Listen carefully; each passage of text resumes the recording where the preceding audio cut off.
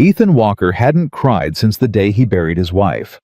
But when he saw that woman, hands bound, head bowed, being traded like she was worth less than a lame horse, something cracked open inside his chest that he thought had turned to stone years ago.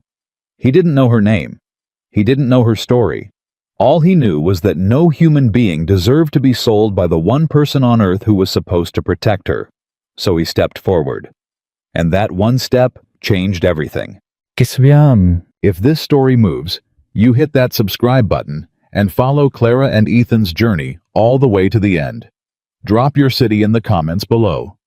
I want to see how far this story has traveled. The summer of 1882 was the driest Montana had seen in a decade. The creek beds had turned to cracked mud. The cattle were restless. And the dust that rose off the Billings Road hung in the air like a thin brown fog that never fully settled. Coating everything, it touched saddles, fence posts, the backs of men's hands in the same fine grit of the frontier. Ethan Walker had been riding since before sunrise. He was 34 years old, and on mornings like this one, he felt every single year of it. His back ached from too many nights on hard ground. His left knee had never properly healed from a fall during his Army scouting days, and it announced itself every time the temperature dropped or a storm rolled in from the north. His horse, a big dark bay gelding named Reckoning, was the most reliable companion he'd had in 3 years, which said something about the state of Ethan's life that he didn't particularly like to examine. He was heading back from Caldwell's mill, where he'd gone to settle a dispute about a water rights boundary that Nathan Caldwell's foreman kept pretending didn't exist. The conversation had been short and unpleasant, which was how most conversations involving Caldwell's people tended to go. The man owned half the land between Billings and the northern range, and he carried that ownership like a weapon. Ethan rounded the long bend in the road where the cottonwood trees thinned out, and that was when he saw them. 4 men on horseback positioned in a loose circle around a wagon that had seen better years. One of the wagon's wheels was cracked at the hub. The horses in the traces stood with their heads low, beat down by heat and probably thirst. And in the middle of all of it, on her knees in the dust, was a woman. Her dress had once been blue. Now it was the color of the road, a faded, beaten gray-brown, the hem torn where it had caught on something. Her hair had come half loose from whatever it had been pinned into, and it fell across her face in dark, damp strands. Her wrists were bound in front of her with a length of rough rope. She wasn't crying. That was the first thing Ethan noticed. She wasn't begging either. She was kneeling in the dirt with her chin lifted and her jaw set, staring straight ahead at something only she could see while 4 men argued about her like she wasn't there at all. Ethan pulled Reckoning to a stop. He sat in the saddle for a moment, watching. He was far enough away that the men hadn't noticed him yet, and he used those few seconds the way his old sergeant had taught him to use any moment before engagement to read the ground, read the people, understand what he was walking into. The man doing most of the talking was heavy-set, red-faced from sun or drink, or both, with a thick beard, going gray at the edges. He kept gesturing at the woman with one hand, wide sweeping gestures like he was describing a piece of livestock at a sale. The other 3 men were younger, quieter, listening with the particular interest of men who had money in their pockets and were deciding whether to spend it. "She's strong enough," the heavy-set man said. "And she's got sense enough to cook and keep house. Domestic work, that's what she's suited for." One of the younger men leaned with a narrow face under a flat-brimmed hat, crossed his arms. "And who are you to be selling her?" "Her brother, which gives me every right." Ethan's hands tightened on the reins. "Every right," the lean man said. "Brother's got the right to sell his sister now." "She's a burden," the heavy-set man said flatly. "Been a burden since our father died. I got 3 kids and a wife and a place that's barely holding. I can't afford to keep feeding a grown woman who brings in nothing." The woman on the ground didn't move, didn't flinch. She kept that chin up, kept that jaw set, and Ethan understood in that moment that whatever she was feeling, and she had to be feeling something, because she was human. And this was her brother saying these words about her in front of strangers. She had decided that these men would not see it. That decided him. He touched his heels to Reckoning's sides and rode forward at a walk unhurried, keeping his hands visible and his body loose in the way a man learned to do when he wanted to be seen as non-threatening right up until the moment he wasn't. The heavy-set man noticed him first. "Road's busy today," he said, narrowing his eyes. "Seems to be."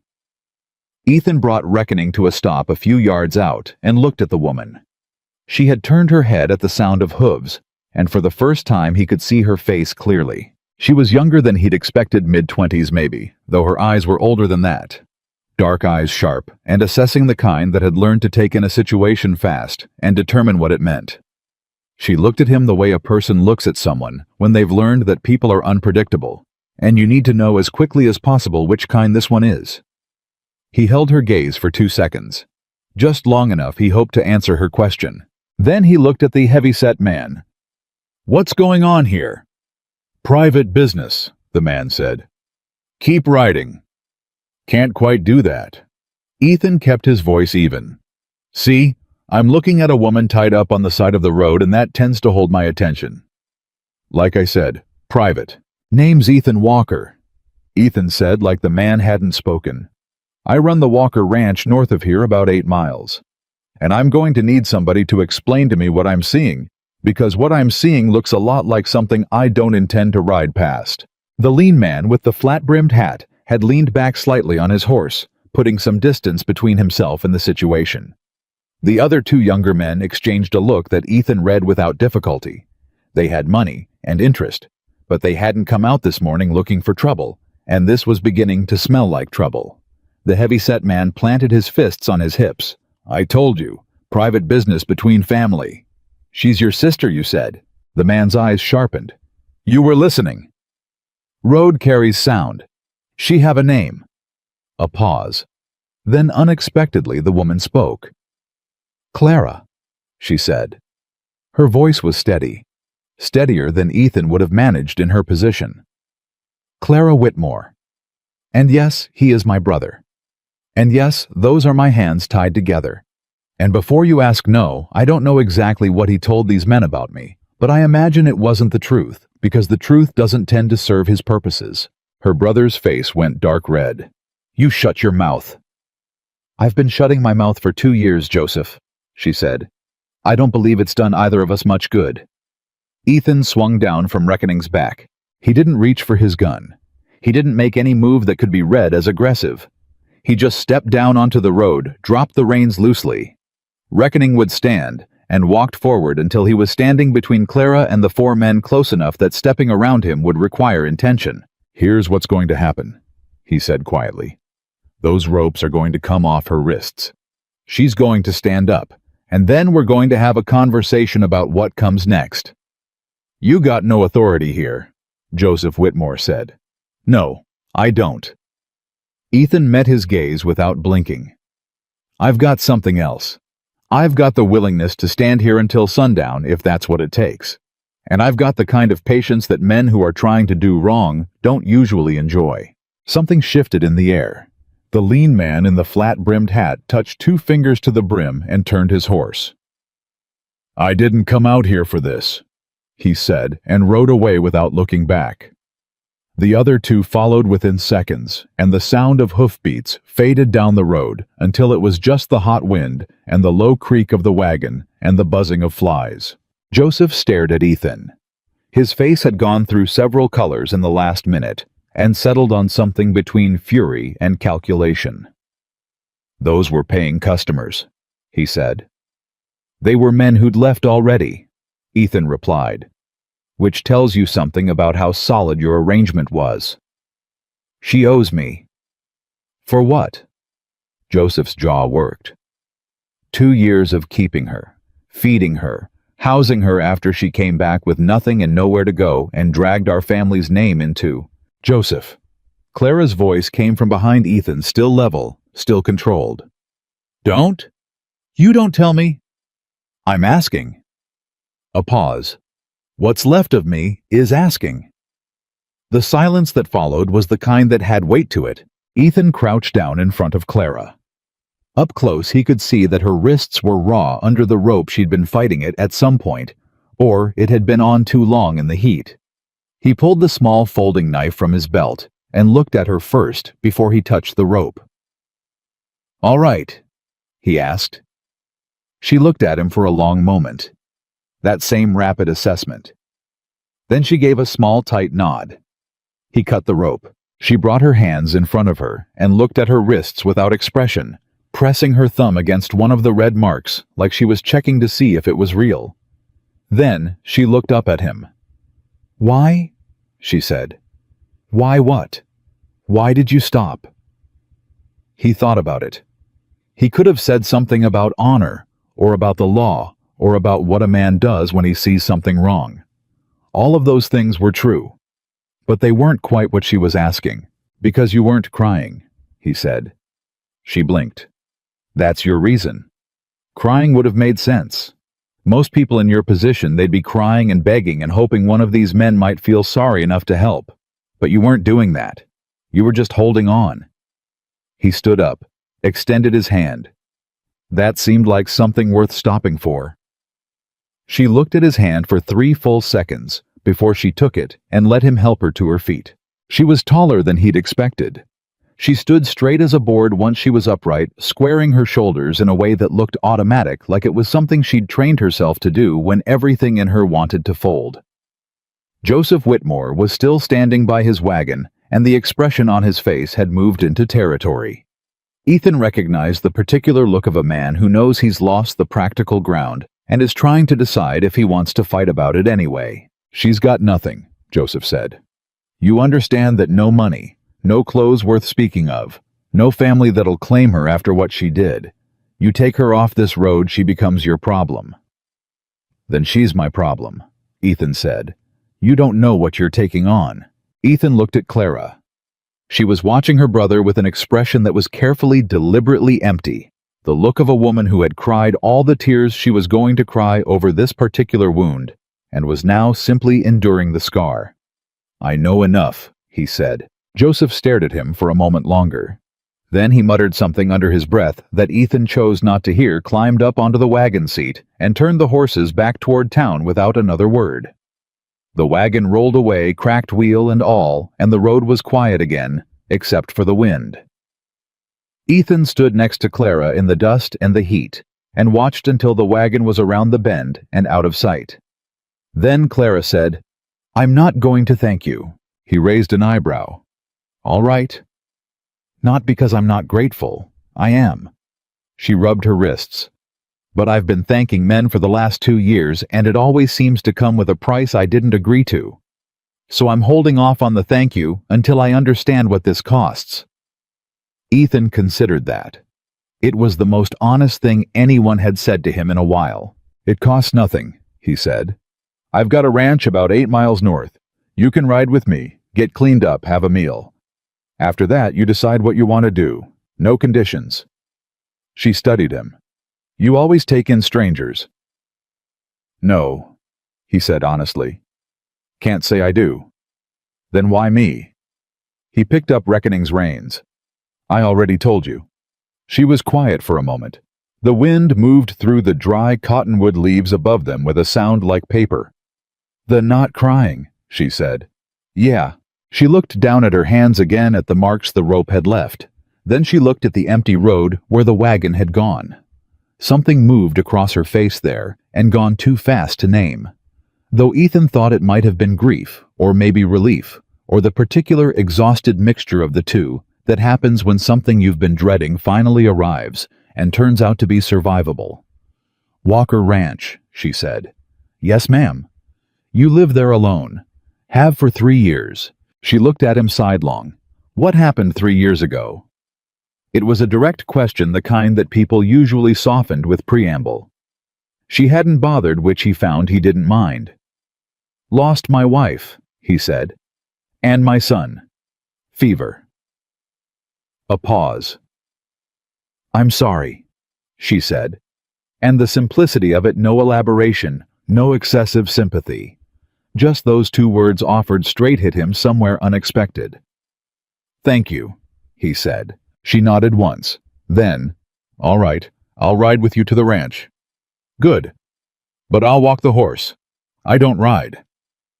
He handed her Reckoning's reins without comment, and they started up the road, the big horse walking placidly between them, the sun pressing down on their shoulders, the dust rising and settling around their boots. They walked in silence for a while.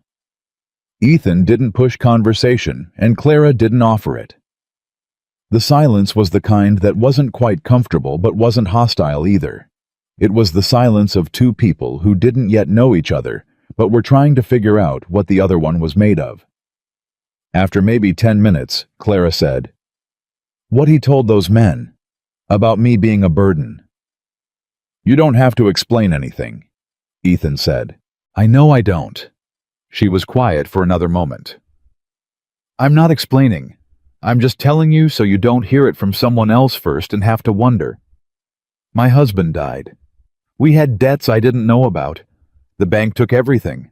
I went back to Joseph's because I had nowhere else. That's the whole story." Simple as that. Simple as that. Her voice didn't change. People in town added things to it, the way people do, made it into something it wasn't. Joseph started to believe the additions more than the truth, I think, because the additions gave him permission to do what he wanted to do anyway. Ethan thought about Nathan Caldwell and the water rights, and the way powerful men in this territory had learned to construct narratives that made their worst impulses sound like reasonable business decisions. He understood what she was describing. "The additions," he said. "What kind?" She glanced at him. "The usual kind. For a woman in my situation." He nodded. He didn't press. Walker Ranch came into view about a mile further down the road, the main house first, then the barn, and the outbuildings, all of it solid and functional, without being much to look at. He'd built most of it himself over the years before Margaret died, when there had been a reason to build things that would last. Clara stood at the gate and looked at it for a long moment. "It's a working ranch," she said. "Yes, ma'am." "You run it alone?" "I've got 2 hands, brothers Tom and Will Parsons, good men." He opened the gate. "Come on in." She stepped through the gate, and Reckoning followed her, and Ethan came last, latching it behind them. Tom Parsons was coming out of the barn when they came into the yard, and he stopped dead at the sight of Clara. He was 22, sun-browned with an open face that showed everything he was thinking, and what it showed right now was pure bewilderment. "Boss," he said. "You, He cleared his throat. "Brought someone." "This is Miss Whitmore," Ethan said. "She'll be staying for a while. Get Will and make sure the back room is aired out." Tom looked at Clara. Clara looked at Tom with the expression of a woman waiting to see what someone would do with information. "Yes, sir," Tom said, and disappeared back into the barn, without further comment, which was one of the things Ethan valued most about him. Ethan showed Clara to the house, which was clean. In the way that a house kept by a man alone was clean, functional. Nothing extra, nothing decorative, the kind of order that came from necessity rather than care. She walked through it with her eyes moving, taking inventory, the way a careful person does in a new place, noting where things were, what was there, what wasn't. "Back room," he said, showing her the small room off the kitchen that had been storage before, and still had some boxes in the corner, but had a bed and a window and a door with a latch. "It's yours. The latch locks from the inside." She looked at the door, at the latch. "Thank you," she said, and this time she said it without the qualifier. "There's water in the pitcher on the kitchen shelf. Food in the larder if you're hungry." He took a step back. "I'm going to see to Reckoning and then check on the north pasture fence. You don't need to do anything. Just rest." She turned from the door. "I don't do well with not doing anything. Miss Whitmore." "Clara." He paused. "Clara, you've been tied up on a road in the heat. It's all right to rest." She looked at him with those direct, dark eyes. "What time is supper?" He gave up. 6 o'clock. "I'll have it ready," she said. "If you tell me where things are." He told her where things were. He went out to the barn, and when he glanced back once through the kitchen window, she was already moving, not frantically, not trying to prove anything, just moving with the focused economy of a person who knew how to work and found it perhaps the only reliable comfort available. He stood watching her for a moment through the glass. 3 years since he'd seen someone move through that kitchen. He went to see to his horse. Supper that evening was the best meal that had been made in the Walker Ranch kitchen in 3 years, and Ethan sat across from Clara and ate it, and said very little because there was not much he trusted himself to say. Tom and Will Parsons were at the table too, and they were not so practiced at restraint. "This biscuit," Tom said, holding one up like evidence. "Miss Whitmore, where did you learn to make biscuits like this?" Clara across from him almost smiled. "My mother. She believed a woman's biscuit recipe was the most important thing she could pass on." "She was right," Tom said with conviction. Will Parsons, who was 25 and slightly more reserved than his younger brother, said, "You been on the road long?" The almost smile faded. "Long enough." Will heard the edge in it and had the sense to move on. "Well, it's good to have someone in the house. Gets awful quiet." He said it without guile, the way a young man says something true, without quite understanding all the ways it lands. Ethan looked at his plate. Clara looked at hers. "Yes," she said quietly. "I imagine it does." After supper, after Tom and Will had gone back to the bunkhouse, Clara washed the dishes, and Ethan dried them, which was not a division of labor he had planned, but seemed to happen naturally. They worked without talking, and the kitchen was full of the ordinary sounds of that work water, the clink of crockery, the soft thud of a plate being set down. Finally, Clara said, "You're going to want to know." "Know what? What happened? Why Joseph had me on that road? The full version, not the short one I gave you." Ethan put down the dish he was drying. "You don't owe me that." "I know." She was looking at the window over the sink at the reflection of the kitchen in the dark glass. "But I don't like being in debt to someone who's doing me a kindness based on incomplete information. It feels dishonest." He leaned against the counter, waited. She kept her eyes on the dark glass. "My husband was a good man, or I believed he was. We had a farm in Nebraska, not a big one, but ours. Paid for, or I thought it was." A pause. "He died 2 years ago. Influenza. Quick. The kind where they're there in the morning and gone by night." She was quiet for a moment. "After the funeral, a man came from the bank in Omaha. Turned out my husband had borrowed against the property twice. The second time without telling me. Had plans to expand. He said the banker, I mean. He was almost apologetic about it, as if that helped." It didn't. "No." She turned the water off, dried her hands on the cloth hanging from the hook. "I had 30 days to vacate. I packed what I could carry, and I went to Joseph's because there was nowhere else to go. Joseph had a wife who didn't want me there, and 3 children, and a small house, and a resentment toward me that went back to before our father died, though I've never entirely understood why. I tried to earn my keep. I cooked and cleaned and helped with the children. But every month it got worse, and last week Joseph came to me and said he'd made an arrangement." She put the dishcloth down very carefully, very precisely. "He didn't call it what it was. He had words for it that made it sound like employment, like he was doing me a favor." "He was selling you," Ethan said. "He was selling me." She said it without inflection, as if she had said it to herself enough times that the word had worn smooth. To the highest bidder among men who wanted domestic labor without the inconvenience of negotiating. He'd been making inquiries for 2 weeks apparently. I found out this morning when he tied my hands. Ethan stood very still. "He tied your hands this morning," he said. "He was afraid I'd run." A small bleak pause. He was right. The kitchen was quiet. Through the wall they could hear the wind picking up outside, and somewhere out in the dark, a coyote called and was answered. "Nathan Caldwell," Ethan said slowly. She turned her head. "What about him?" "You said your husband borrowed against the property twice. The second time." He was thinking, working through it. "Was the second lender from around here out of Montana?" Clara's eyes sharpened. "I don't know who the second lender was. The bank in Omaha said the note had been purchased, Sold to another party. Why? Caldwell buys notes, Ethan said. It's one of the ways he acquires land. He buys the debt and then calls it in. Clara was very still. You think he bought my husband's note? I don't know, but it's possible. He met her eyes.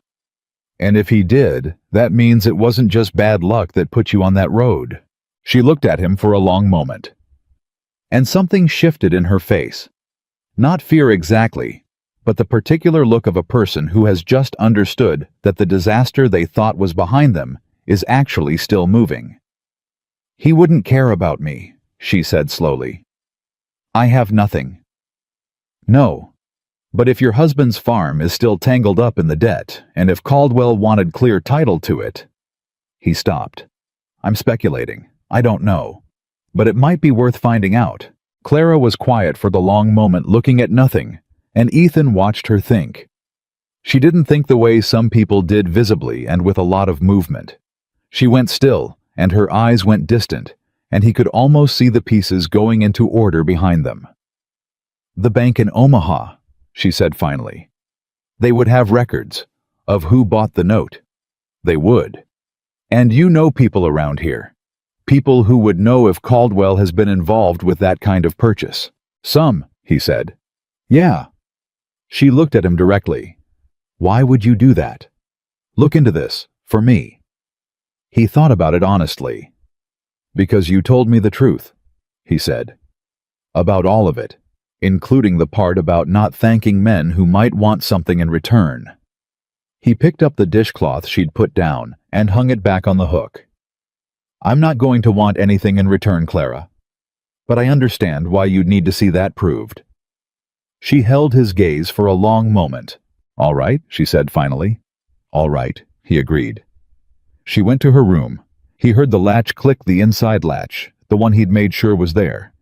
And he stood in the kitchen for a while, after listening to the coyotes and the wind, and thought about debt, and about the way bad luck and bad men so often moved together until you couldn't tell one from the other. Then he put out the lamp and went to bed. He did not sleep easily. But for the first time in a long time, the silence of the house didn't feel like weight. It felt in some way he couldn't have explained, like it was holding something worth keeping. Clara was up before dawn. Ethan knew this because when he came down at first light, the kitchen fire was already going, the coffee was already made, and there was a pan of something on the stove that smelled like cornbread. Clara was standing at the kitchen table sorting through a box of dry goods with the focused attention of a woman conducting an inventory, moving tins and paper-wrapped packages from one side to the other and making small sounds of assessment under her breath. She didn't look up when he came in.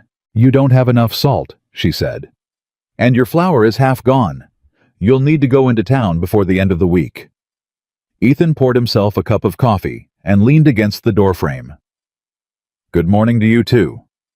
She glanced at him, then a quick sideways look that might have been the beginning of an expression before she suppressed it. Good morning. Then back to the box. The cornbread will be ready in 10 minutes. He sat down at the table. You didn't have to do this. I know. I meant what I said last night. You're a guest. You don't need to earn your place here. She stopped moving tins, turned to look at him fully, and there was something in her face that was neither gratitude nor resentment, but something more complicated than either. I know what you meant, she said, and I believe you meant it. A pause. But I need to be doing something, Mr. Walker. If I'm just sitting, I'm just thinking. And right now thinking is not particularly good for me. He understood that, more than he could comfortably say. Ethan, he said. She blinked. What? If we're going to be in the same kitchen before sunrise, Mr. Walker seems formal. The corner of her mouth moved. Ethan, she said. The word was careful, like she was testing the weight of it. All right. Tom and Will came in for breakfast 20 minutes later, and ate with the wholehearted enthusiasm of young men who had been living on Ethan's cooking for months and had strong opinions about the improvement. Tom in particular ate 3 pieces of cornbread and would have gone for a 4th if Clara hadn't moved the pan. Boss. Tom said, wiping his mouth. With all due respect, your cooking is terrible. I know, Ethan said. Like, genuinely bad. Tom, Will said. I'm paying a compliment, Tom said. To Miss Whitmore, indirectly. Clara looked at Tom with an expression that was very nearly warm. Thank you, Tom. Indirectly. Tom grinned at her like she'd handed him a gift. It was such a small moment. Such an ordinary small moment, a young man eating breakfast and a woman half smiling over a cornbread pan. And Ethan sat at the head of his table and felt something move in his chest that he hadn't felt in 3 years. Something that was almost painful in its ordinariness. And he looked down at his coffee, so no one would see it on his face. After breakfast, he took Clara out to the property, not because she'd asked, she hadn't. But because if she was going to be here for any length of time, she should know where things were and how they worked. That was what he told himself. He showed her the barn, the paddock, the chicken coop, the kitchen garden that had gone half wild because he hadn't had the heart to keep it up after Margaret died. Clara walked alongside him with her hands clasped in front of her and her eyes moving over everything, asking precise and practical questions. How many head of cattle? Where did the water source come in? How far to the nearest neighbor? The Hendersons are about 4 miles east, he said. Ruth Henderson's a good woman. You'd like her, I think. Have you told her about me? Not yet. Word will get around soon enough. She stopped walking. What kind of word? He turned to look at her. The true kind, if I have anything to say about it. You won't have anything to say about it, she said quietly. That's not how it works, and you know it. Whatever story gets told in town about why I'm here, the true version will be the least popular one. She looked at him steadily. I need to know how much does that cost you in this community, because I won't be the reason you lose standing you've spent years building. It was such a direct question, and asked with such a complete absence of self-pity that it stopped him. Why does that concern you? Because you did me a kindness, she said. And I've seen kindness cost people, and I don't want it to. He held her gaze. Let me worry about that. Ethan? Clara. He said her name like a period. Let me worry about that. She pressed her lips together, then gave a short nod, the kind that meant she was agreeing for now, but reserving the right to reopen the question. They finished the walk in relative quiet. When they came back around toward the house, Will Parsons was coming from the direction of the road, with a look on his face that Ethan recognized the look of a man who'd heard something unpleasant and was trying to figure out how to carry it. Ryder came through, Will said. From town. Said there's talk. About. Will glanced at Clara, then back at Ethan. About you bringing a woman back. Said folks are, well, they're saying things. About who she is. Where she came from. Another glance at Clara. Ma'am, I'm sorry. I'm just telling us, Clara said evenly. What are they saying? Will pulled his hat off, turned it in his hands. That you ran out on debts, in Nebraska, that your husband's farm went under and you left behind money you owed people. Clara's face didn't change. Not in a way anyone who didn't know to look would have noticed. But something happened behind her eyes, a quick and terrible flash of something, and then it was gone. The debts were my husband's, she said, not mine. I had no legal knowledge of them and no legal liability for them. But that's a fine point, and fine points don't travel well. No, ma'am, Will said miserably.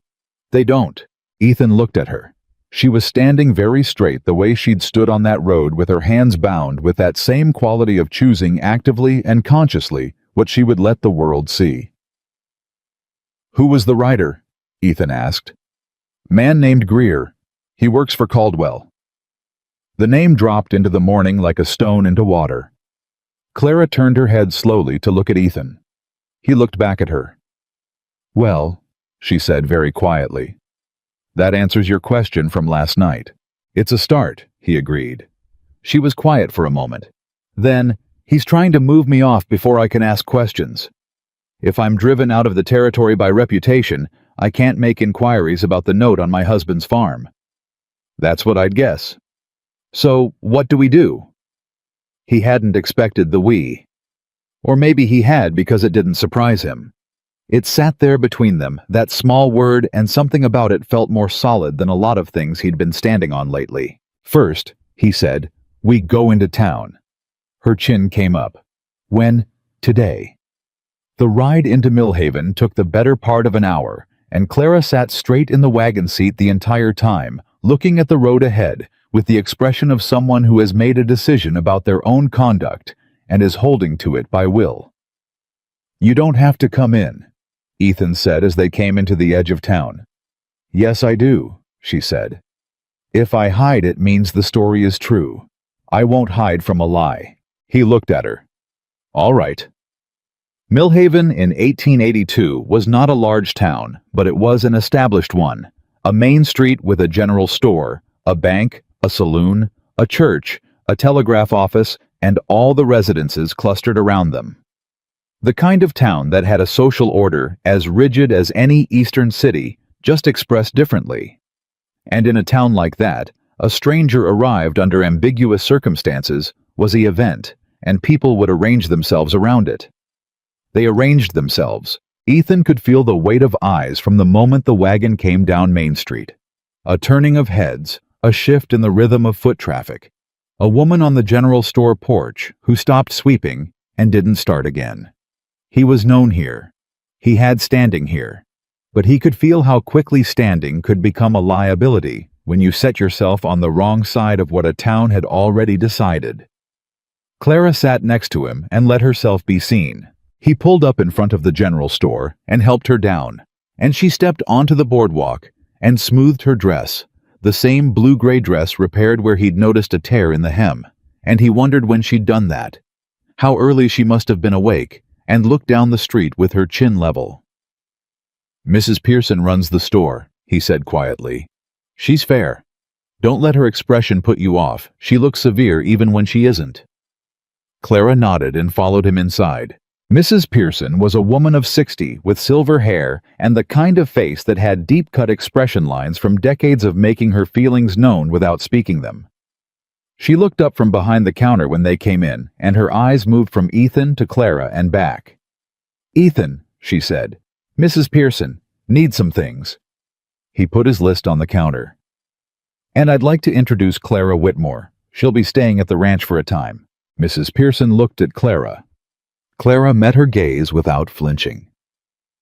"Miss Whitmore," the older woman said. "Mrs. Pearson," Clara replied. Her voice was warm and even, the voice of a woman who had decided that if she was going to be judged, she would be judged for what she actually was, not for what she might appear to be if she shrunk. "I've heard you carry a good selection of mending supplies. I'm hoping you can help me find what I need." Something shifted almost imperceptibly in Mrs. Pearson's face. "What kind of mending?" she asked.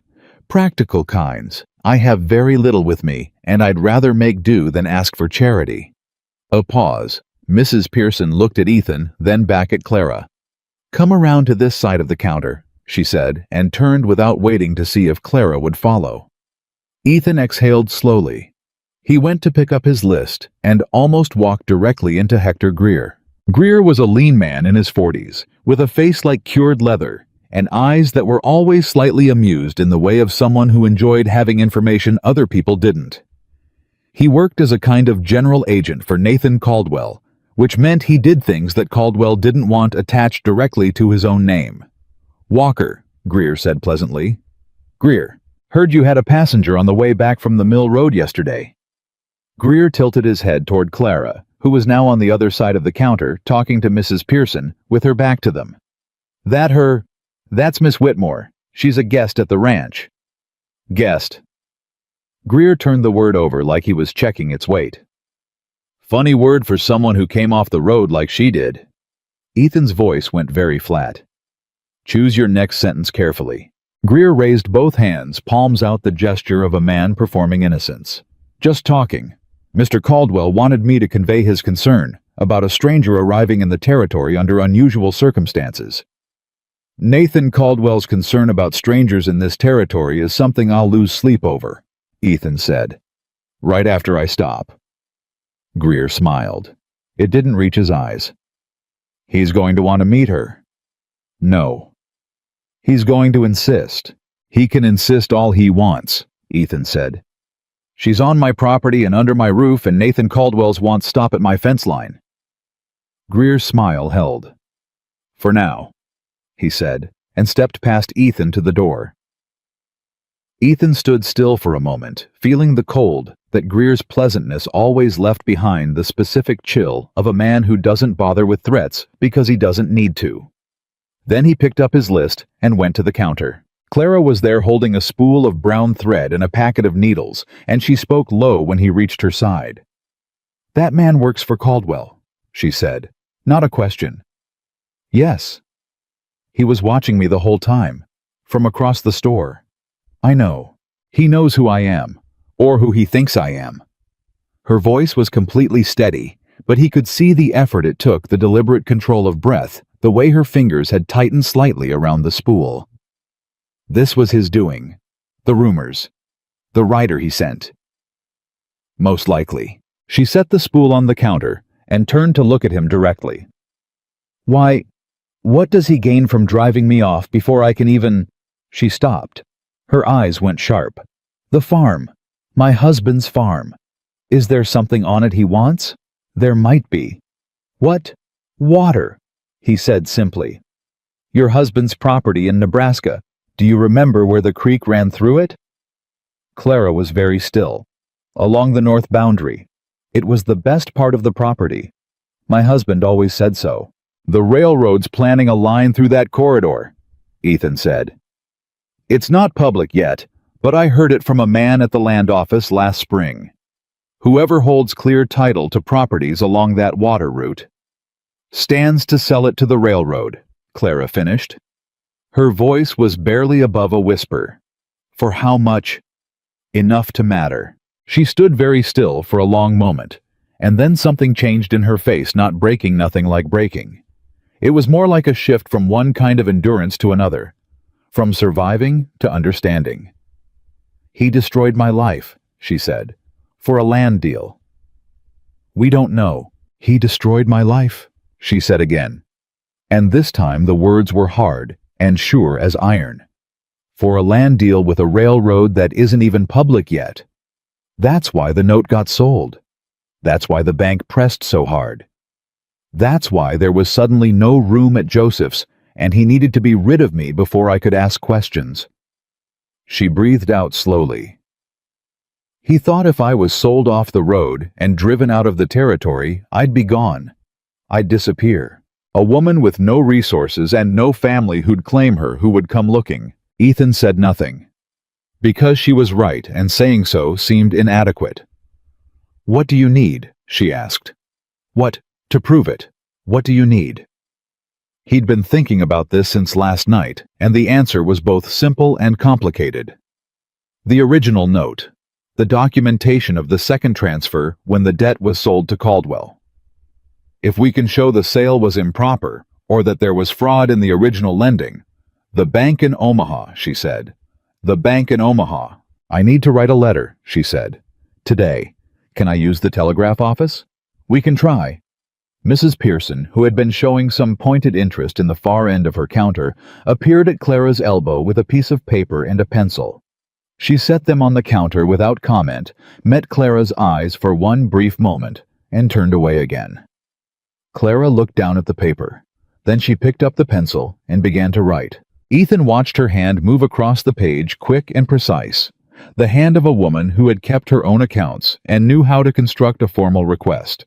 What to ask for, how to ask for it, what language would be taken seriously. He thought about what she'd told him the night before, that she'd managed a household, managed accounts, managed more than her husband had probably understood she was managing. You did the books, he said. She didn't look up. What? For the farm, you kept the financial records. She paused in her writing. Yes. Why, so you know exactly what those accounts looked like. She looked up now. Her eyes were very sharp.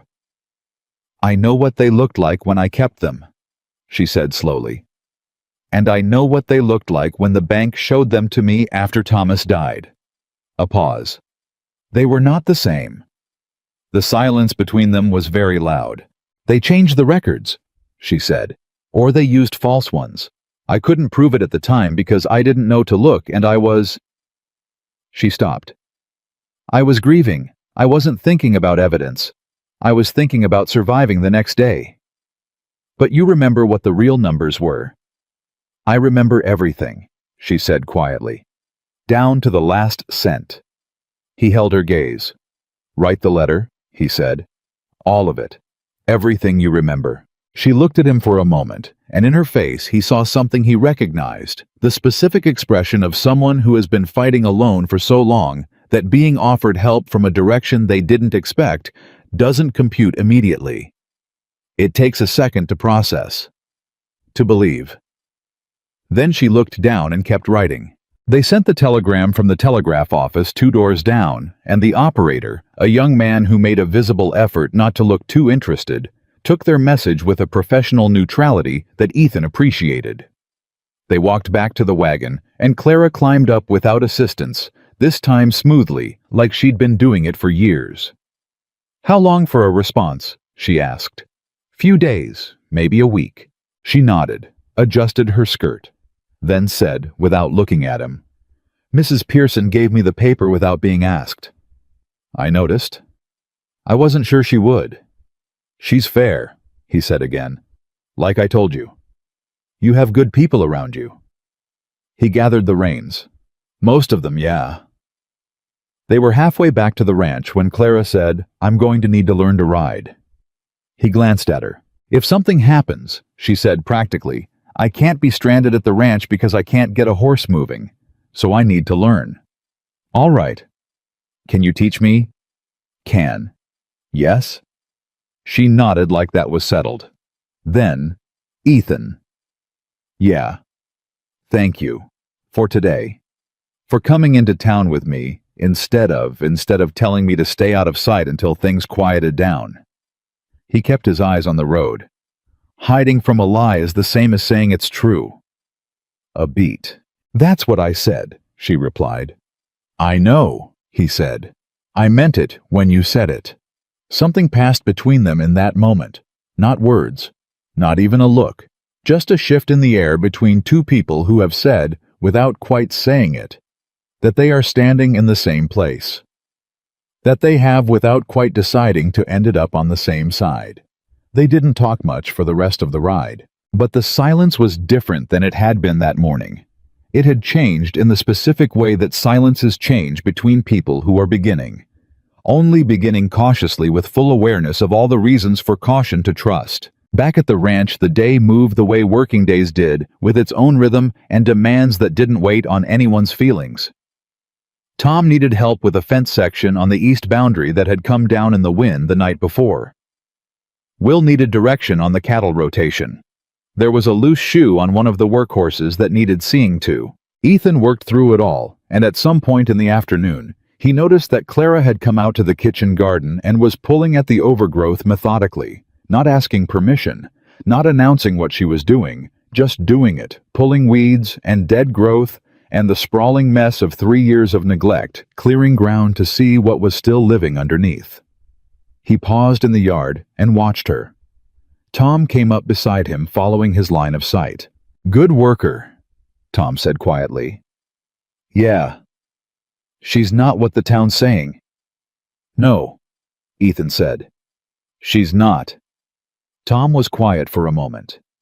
Then, boss, Greer was in town this morning, before you got there, talking to Elias Cook and some of the other landowners. Ethan turned to look at him. About what? About you.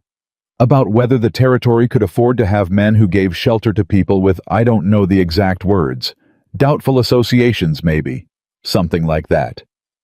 Tom turned his hat in his hands. Cook didn't bite, I heard, but some of the others were listening.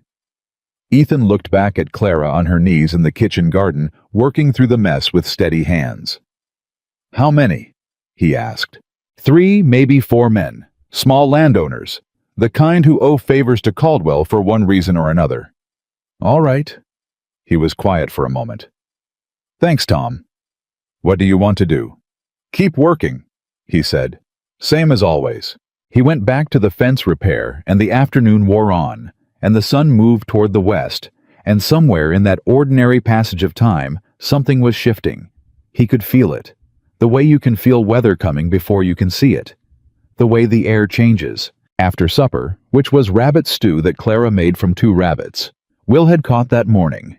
They sat on the porch in the cooling evening. Ethan in one chair, Clara in another. A space between them that was appropriate and also somehow not uncomfortable. Clara said, "Tell me about your wife." He looked at her. "What made you ask that?" "The kitchen garden," she said. "Someone cared about it once.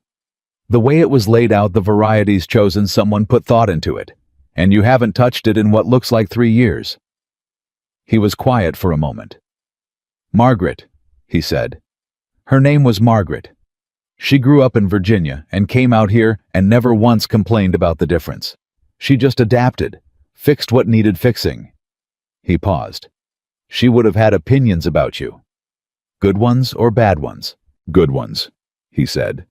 "She would have taken one look at you on that road and had things to say that would have made those men feel smaller than they were." He almost smiled. She had a gift for that. "What happened to your son?" The smile went away. "James, he was 4. A long pause. "They both went in the same week. Fever moved through the territory that winter, took a lot of people. I was in Billings for supplies when it started." His hands rested on the arms of the chair, very still. "I didn't make it back in time." Clara said nothing for a moment, then quietly, "That's the kind of thing a person carries without ever putting it down." "Yes," he said. "That's exactly what it is." The night sounds had started: insects, a distant owl, the shuffle of horses in the barn. Clara was looking at the sky, and the last of the evening light was on her profile, and Ethan thought she looked like someone who had walked through fire and come out the other side, not unburned, but unbroken, which was different from unburned and in some ways more interesting. "Ethan," she said. "Yeah." "Someone's on the road." He looked where she was looking. A lantern moving through the dark toward the ranch gate. Moving with purpose. He was on his feet before he decided to stand. The rider came through the gate without being invited, and in the lantern light, Ethan recognized him. Elias Cook, who ran the small spread 2 miles east, and had lived in this territory for 15 years and was on balance a decent man. But his face tonight was not the face of a decent man on a neighborly visit. "Walker," he said, reining in his horse, "I'm going to say this plain, and you can do with it what you want. Caldwell called a meeting tonight, at the saloon. Men are saying—" He stopped, glanced at Clara, then back at Ethan. "They're saying you've taken in someone who's got legal trouble following her. That harboring her makes you liable. That if you won't send her away, the community can't stand behind you when things come to a head between you and Caldwell." Ethan waited until Cook had finished. Then he said, "And what do you say, Elias?" Cook was quiet for a moment. "I say Caldwell's been moving on people in this territory for years, and none of us have pushed back," he said. "And I'm not sure what that makes us." He looked at Clara. "Ma'am, I can't speak for the town. I'm sorry for that." Clara looked up at him from the porch. "How many men were at that meeting?" Cook hesitated. "Maybe 12. "And how many listened to what he said?" "Most of them." She nodded slowly. "Did any of them ask who was making the accusations about me, where the information came from?" "A couple." "What did Caldwell say?" "Said it came from reliable sources. Didn't name them." Clara stood up from her chair. She stood at the edge of the porch in the dark, and her voice was completely level, and she said, "Mr. Cook, my name is Clara Whitmore. My husband, Thomas Whitmore, died 2 years ago in Nebraska and left debts I had no knowledge of. I have reason to believe those debts were fraudulently manipulated by a man whose name you would recognize in order to steal my family's land. I have nothing. I have no money, no property, and no family who will stand for me. I have only the truth and a letter I sent today to a bank in Omaha that may prove that truth in writing." She paused. "I am not asking for anything from this town, but I want you to know what you're turning your back on, so you can make that choice with open eyes." Cook looked at her for a long time. "Who's the man?" he said finally. Clara held his gaze. "Caldwell," she said. The name sat in the darkness between them, enormous and quiet, like a stone dropped into deep water. Cook's jaw tightened. Then he looked at Ethan. "You believe her?" "I do," Ethan said. Another long pause. Then Cook turned his horse. "I can't promise anything," he said. "I got my own land to protect. My own family." "I know," Ethan said. Cook rode away into the dark. The lantern light moved down the road and disappeared. Ethan and Clara stood on the porch and listened to the silence he left behind. "He'll think about it," Clara said. "Maybe." "He came here," she said. "He didn't have to come here. He could have just not told you." She looked at the empty road. "He came because some part of him knows this is wrong, and he needed to say it out loud to someone who would hear it." Ethan looked at her.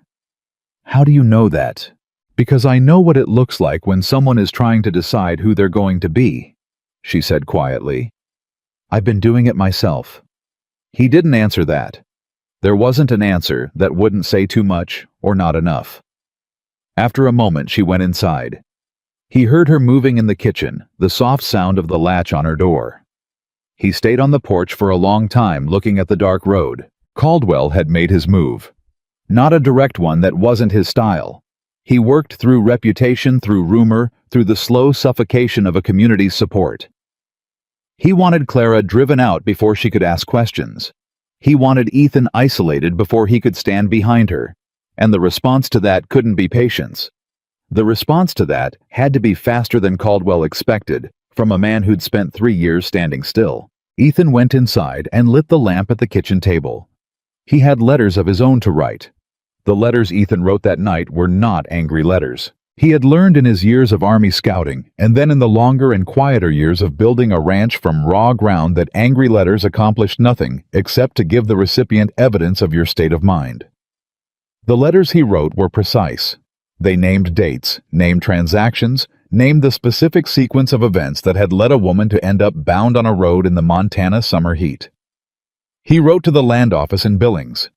He wrote to the territorial marshal's office. He wrote to a lawyer in Helena named Garrett Hines, who had handled a boundary dispute for him 4 years ago, and who Ethan trusted to be both competent and discreet.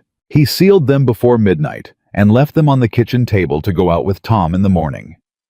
Then he sat in the dark kitchen for a while longer and thought about what came next. Caldwell wouldn't wait.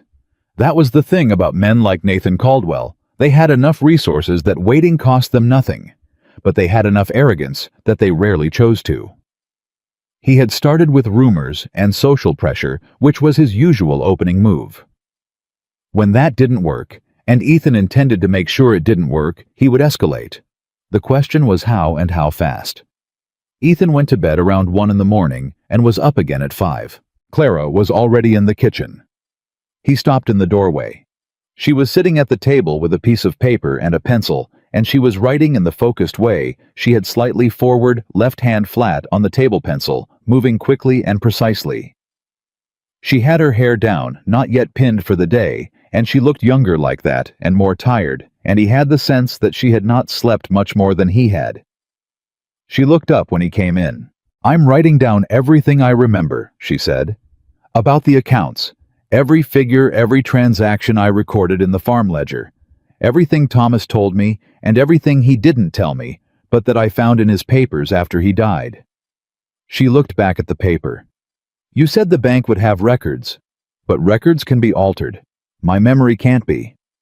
Ethan poured 2 cups of coffee and set one beside her without comment. "How far back does your memory go?" he asked. "The day Thomas and I married," she said.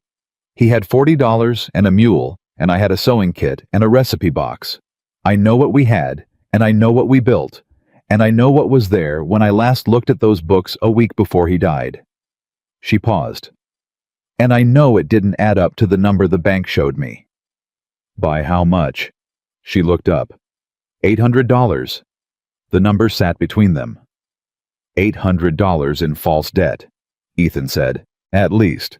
There may have been more I didn't catch because I didn't know to look for it." She picked up her coffee with her left hand, kept writing with her right.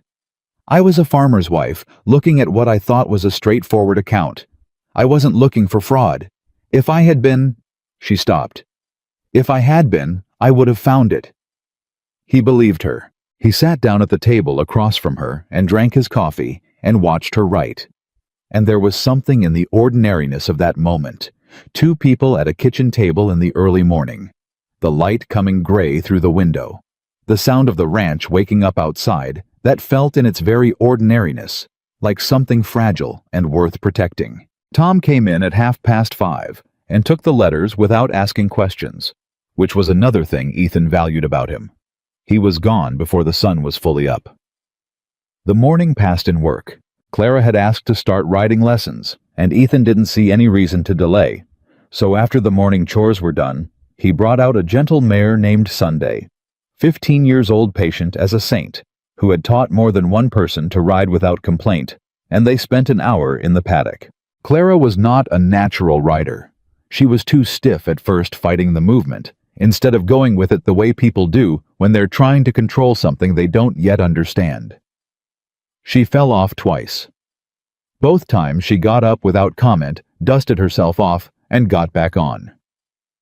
"You don't have to look like that," she said after the second fall. "Like what?" "Like you're trying not to say something." "I'm not trying not to say something. You were going to tell me to relax," she said, climbing back into the saddle. "I was going to suggest you stop fighting Sunday and start listening to her," he said. "Different thing." Clara looked down at the mare's neck. "What am I listening for? The way she shifts her weight. She'll tell you what she's about to do before she does it if you're paying attention." He came to stand beside Sunday and put one hand on the mare's neck. "Put your hand here." She put her hand there. "Feel that?" A pause. Then slowly something changed in Clara's posture, a subtle release, a softening through the shoulders. "She's breathing," Clara said. "You were holding your breath," he said. She felt it. She goes stiff when her rider's stiff. He stepped back. "Try again." She tried again. By the end of the hour, she was managing a slow walk around the paddock without fighting Sunday for every step, and the set of her jaw had moved from determined to something closer to concentrated. It wasn't mastery, but it was the beginning of understanding, which was more useful than mastery without understanding. When she dismounted, she stood for a moment with her hand on Sunday's neck. "Thank you," she said to the horse. Sunday bumped her with a soft nose. Ethan took the mare back to the barn, and when he came out, Clara was standing at the paddock fence looking at the road. Her posture had changed. The concentration had gone and been replaced by something else tense, watchful. "Rider," she said. He looked. A man on a gray horse coming from the direction of town, moving at a canter, which meant either urgency or someone who wanted to look urgent. He didn't recognize the horse, but when the rider got close enough, he recognized the face, young, sharp-featured, with the particular look of someone who has been sent to deliver a message and is aware that the message isn't welcome. The rider reined in at the fence. "Mr. Walker," he said. "Message from Mr. Caldwell." He pulled a folded paper from his coat and held it out. Ethan took it, opened it. The handwriting was neat, almost formal. The handwriting of a man who had gone to some pains to be educated and liked to display that fact. The message itself was 4 sentences. It informed Ethan that Nathan Caldwell was aware of certain inquiries being made regarding land transactions in the Nebraska Territory. That these inquiries were based on the unreliable claims of a woman of questionable standing. That Caldwell would be in Millhaven on Friday and expected to discuss the matter directly, and that it would be in everyone's best interest if the relevant party had been relocated before that conversation took place. Ethan read it twice, Then he folded it and put it in his pocket. "Tell Mr. Caldwell I received his message," he said to the rider. The young man hesitated. "And that's all." The rider looked uncertain, then turned his horse and went back the way he'd come. Clara was at Ethan's elbow. "What did it say?" He took the letter out and handed it to her. She read it. He watched her face while she read it, watched the careful control, watched the single moment where something moved behind her eyes and was suppressed. She handed it back. "Friday," she said. 3 days. "And he wants me gone by then." "That's what he wants," Ethan said. She was quiet for a moment. Then she said, "What he's saying about me being of questionable standing, that's going to be what he leads with on Friday. He'll have constructed something, a narrative, something that sounds official." Her voice was steady, but her eyes were working through it fast. "He has resources I don't. He can make paper say whatever he wants." "He can make paper say a lot of things," Ethan agreed. "But paper that contradicts what a bank in Omaha has in its actual records. We haven't heard from the bank yet." "No, we haven't." He looked at her. "But you have your numbers." "My word against his documentation." "Your word and his documentation," he said, "in front of the right people. A territorial judge, a federal land officer, someone outside his reach." Clara looked at him steadily. "He'll come to that meeting on Friday with a room full of men who owe him, and you'll be standing there with a woman no one in this territory knows who came off a dusty road 6 days ago with nothing but a torn dress and a story." "7 days," he said, "and yes." "That doesn't concern you." "It concerns me," he said, "but concern isn't the same as doubt." She looked at him for a long moment, and then she did something he hadn't seen her do, yet she looked away first. Looked at her hands at the fence rail at Sunday moving slowly in the paddock. And the look on her face was the specific look of a person who has been offered something they are afraid to accept, because every time they have accepted something offered in good faith, it has come apart in their hands. He understood that look. He knew it from the inside. "Clara," he said. She looked back at him. "I'm not going anywhere," he said. Simply. Just that. "I'm not going to be somewhere else on Friday. I'm not going to decide this isn't my business. I'm not going to change my mind about what I know to be true because Caldwell sends a polite letter with a threat in it." She held his gaze for a long time. "Why?" she said, quietly. "Because you've been alone in this long enough," he said, "and because it's wrong. And because—" He stopped. He hadn't intended to say the next part, but it came anyway in that way that things came when you were more tired than usual and your guard was down. "Because my wife would have been ashamed of me if I'd ridden past you on that road. And I've spent 3 years trying to be someone she wouldn't be ashamed of." The silence that followed was not an uncomfortable one. "She sounds like someone worth being true to," Clara said finally. "She was," he said. They went in for noon dinner, and the afternoon moved fast, and by late afternoon, something had shifted in the rhythm of the ranch, a tightening, a sense of things converging that both Tom and Will felt without being told about the letter. Tom found Ethan in the barn. "Greer was in town again," Tom said, "talking to the men who run the livery and the hardware, saying there's going to be a community meeting on Friday night, official-like, about land use and water rights." He paused. "He's building an audience." "I know. He's framing it so it looks like a regular town meeting, but the agenda's going to be about you." Tom was quiet for a second. "And Miss Whitmore." "I know that too." "What do we do?" Ethan thought about the letters he'd sent, about the telegram from the bank that might or might not arrive before Friday, about a woman in his kitchen who remembered numbers down to the last cent, and had the spine of someone who had survived things that would have broken most people he knew. "We go to the meeting," he said. Tom blinked. "We go. All of us. Including Miss Whitmore." "Especially Miss Whitmore." Tom was quiet for a moment, turning this over. "Caldwell's going to have 10 men for every one of ours." "Probably." And the town's been listening to his people for a week. Yes. And we're going to walk in there anyway. Yes, Ethan said.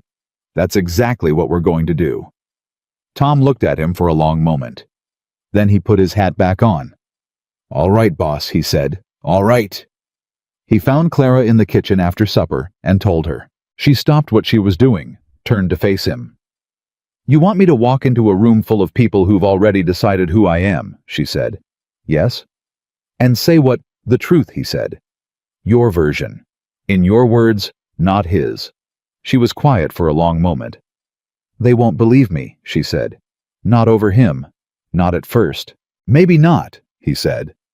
But there's a difference between people who don't believe you and people who've never heard you. Right now, all they've heard is his version. You haven't been in that room. You haven't spoken. He paused. A lie that goes unanswered starts to feel like truth. But a lie that's answered starts to feel like a lie, she said slowly. That's all we need. That's all I'm asking for. She looked at him for a long time. Something was moving through her face, complicated and layered the look of a woman doing very rapid arithmetic on odds that weren't good and deciding anyway. I'll need a better dress, she said. He blinked. I have one, she said quickly. In my bag. I've been saving it. She looked down at the kitchen gray dress. I'm not walking into that room looking like someone who came off the road. I'm walking in like someone who belongs there. He almost smiled. Yes, ma'am. Don't, she said. Don't call me ma'am when you're almost smiling. It's condescending. This time he did smile. Couldn't help it. All right. She turned back to the stove and he turned to go and she said without turning around, Ethan? Yeah. Whatever happens Friday. Whatever they say or he says. A pause. I want you to know that even if it goes wrong, I'm glad you stopped on that road. He stood in the doorway for a moment. So am I, he said. Wednesday brought a visitor Ethan had not expected. Ruth Henderson came up the ranch road in the early afternoon. Driving her own wagon, a small upright woman of 55 with gray hair and bright eyes, and the particular energy of someone who has decided to do something and is doing it before she talks herself out of it. She pulled up in the yard and climbed down without waiting for help. Ethan Walker. She said, I am not here to start trouble, and I am not here to take sides in anything I don't understand. I am here because my neighbor has a woman staying with him, and I have not called on her, and that is bad manners, and I don't hold with bad manners. Ethan looked at her. Good morning, Ruth. Is she here? Kitchen, most likely. Ruth Henderson marched to the kitchen door and knocked on it with the confidence of a woman who has never found a door she couldn't knock on. Clara opened it. The two women looked at each other. Clara Whitmore, Ruth said. I'm Ruth Henderson. I live 4 miles east. I've brought you a pie and some information, and you can decide which one you find more useful. Clara stepped back to let her in. Please come in, Mrs. Henderson.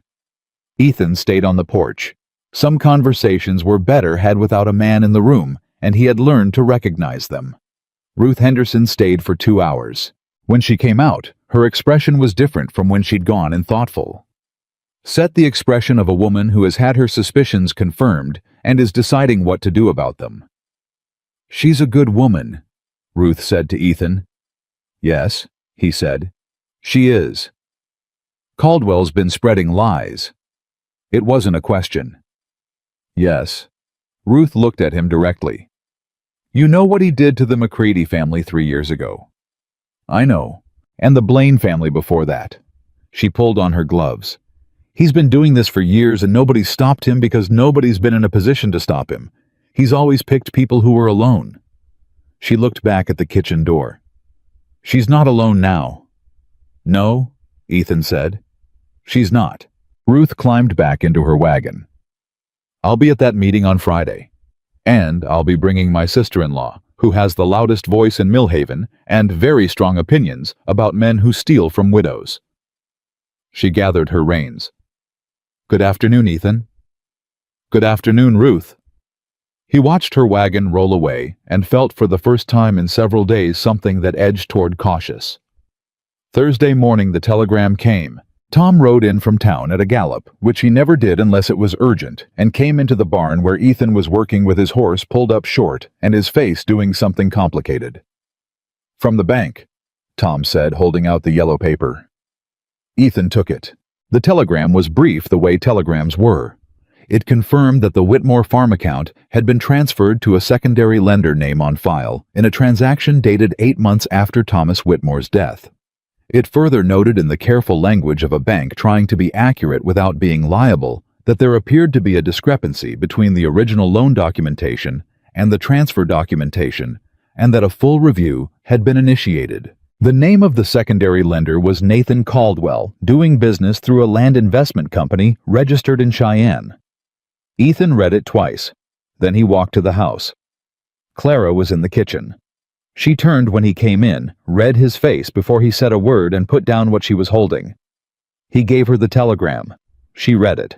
He watched her face while she read it, watched the absolute stillness that came over her, the way her breathing changed, the way her hands tightened on the paper, and then deliberately relaxed. She read it again. Then she set it very carefully on the table, the way you set down something you need to keep in sight, because if you look away from it, you might not believe it's real. 8 months after Thomas died, she said. Yes, he waited 8 months. Her voice was very controlled. He waited until I was settled in Nebraska, until I thought it was over, until I was beginning to think I might be able to manage, and then he made his move. She pressed one hand flat on the table beside the telegram. He timed it. He knew exactly when to apply the pressure, and he timed it so I had the least possible ability to fight back. Yes, Ethan said. He was watching us. Her voice didn't rise, didn't crack. It went harder and quieter, which was somehow worse than anger would have been. For years, maybe. Watching the property. Watching the water rights along the North Creek. Waiting for the right moment to... She stopped. Thomas didn't borrow $800 extra. Caldwell created that debt, on paper, after Thomas was already dead and couldn't contradict it. The bank's review will confirm that. The bank's review will take months. She looked at him. Friday is tomorrow night. I know. This telegram is not enough, not by itself, not for a room full of people who don't want to believe it. It's enough to show that there's a question, he said, a real one, official, from a bank in another territory. He pulled out the chair across from her and sat down. It's enough to shift the ground under his story. He's been presenting this as settled, as clear as a situation where the facts are already known and you're the problem. This puts the facts in question. Clara looked at the telegram for a long moment. He's going to have an answer for it, she said. He's resourceful. He'll have an answer. Probably. I need to be ready for the answer. Then let's think about what it might be.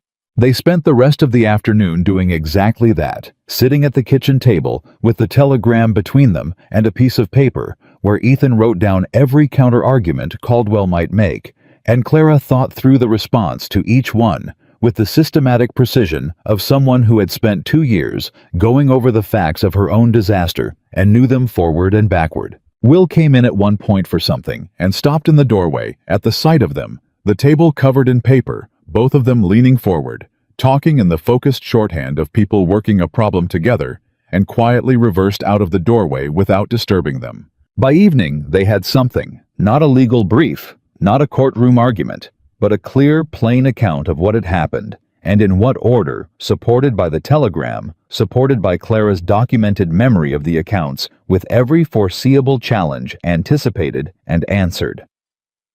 After supper, Clara read it back to him once out loud from the beginning. Her voice was steady throughout. Precise. Controlled. The voice of a woman presenting evidence, not asking for sympathy. When she finished, she put the paper down. Well, she said. I believe every word of it, he said. You already believed me. Yes. But I believe it differently now than I did before. He looked at her across the table. You could walk into a federal court with that account and stand behind it. Something shifted in her face. Do you think it'll come to that? Might. If it does, she stopped. If it goes that far, Ethan, it means real legal proceedings. Testimony. My name in territorial records as the person who brought action against Nathan Caldwell. She looked at him steadily. That kind of thing follows a person. It follows the truth too, he said. And the truth tends to outlast the noise. She was quiet for a long moment. Then she said, I want to be done being afraid. I've been afraid for 2 years. I'm tired of it. Then be done with it, he said simply. She looked at him. It's not that easy.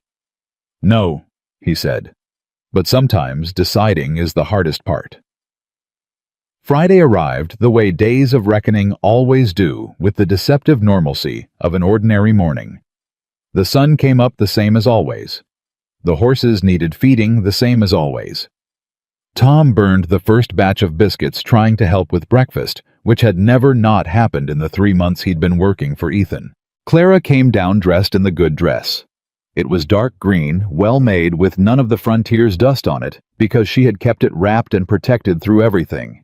She wore it with her hair up and her chin level, and the look on her face of someone who has chosen their ground and is standing on it. Tom looked at her and forgot what he'd been about to say. Will said, You look fine, Miss Whitmore. Thank you, Will, she said, and poured her coffee. Ethan said nothing. He didn't need to. She already knew. They rode into town in the wagon, all 4 of them, Ethan and Clara on the bench, Tom and Will in the back, the telegram and the written account in Ethan's coat pocket. The evening air was cooling and the sky was going orange above the hills, and the town was visible from a mile out, its lights coming on one by one against the dusk.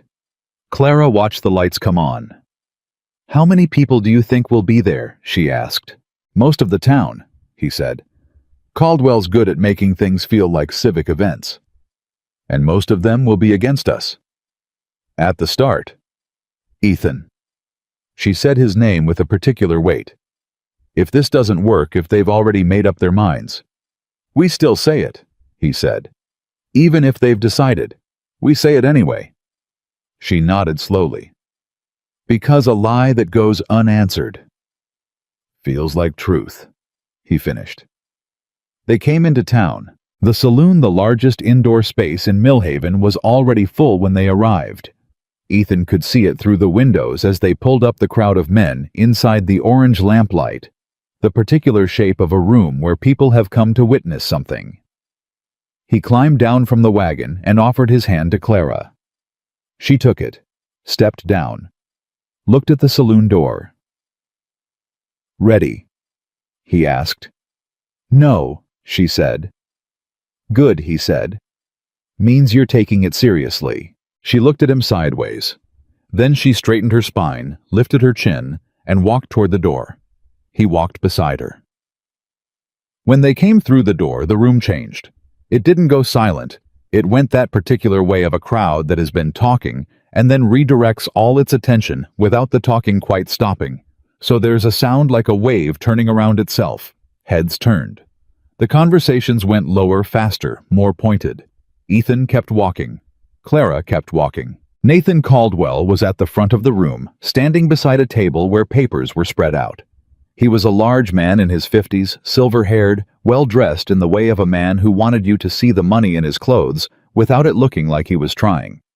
He had the face of someone who had been handsome 20 years ago and had since acquired the particular solidity of a man who had not been told no for a very long time. He looked up when Ethan and Clara came in. His expression didn't change, which was its own kind of answer.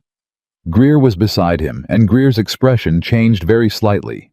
A flicker of something that wasn't quite surprise, which meant he had expected them to come and was still slightly wrong-footed by it.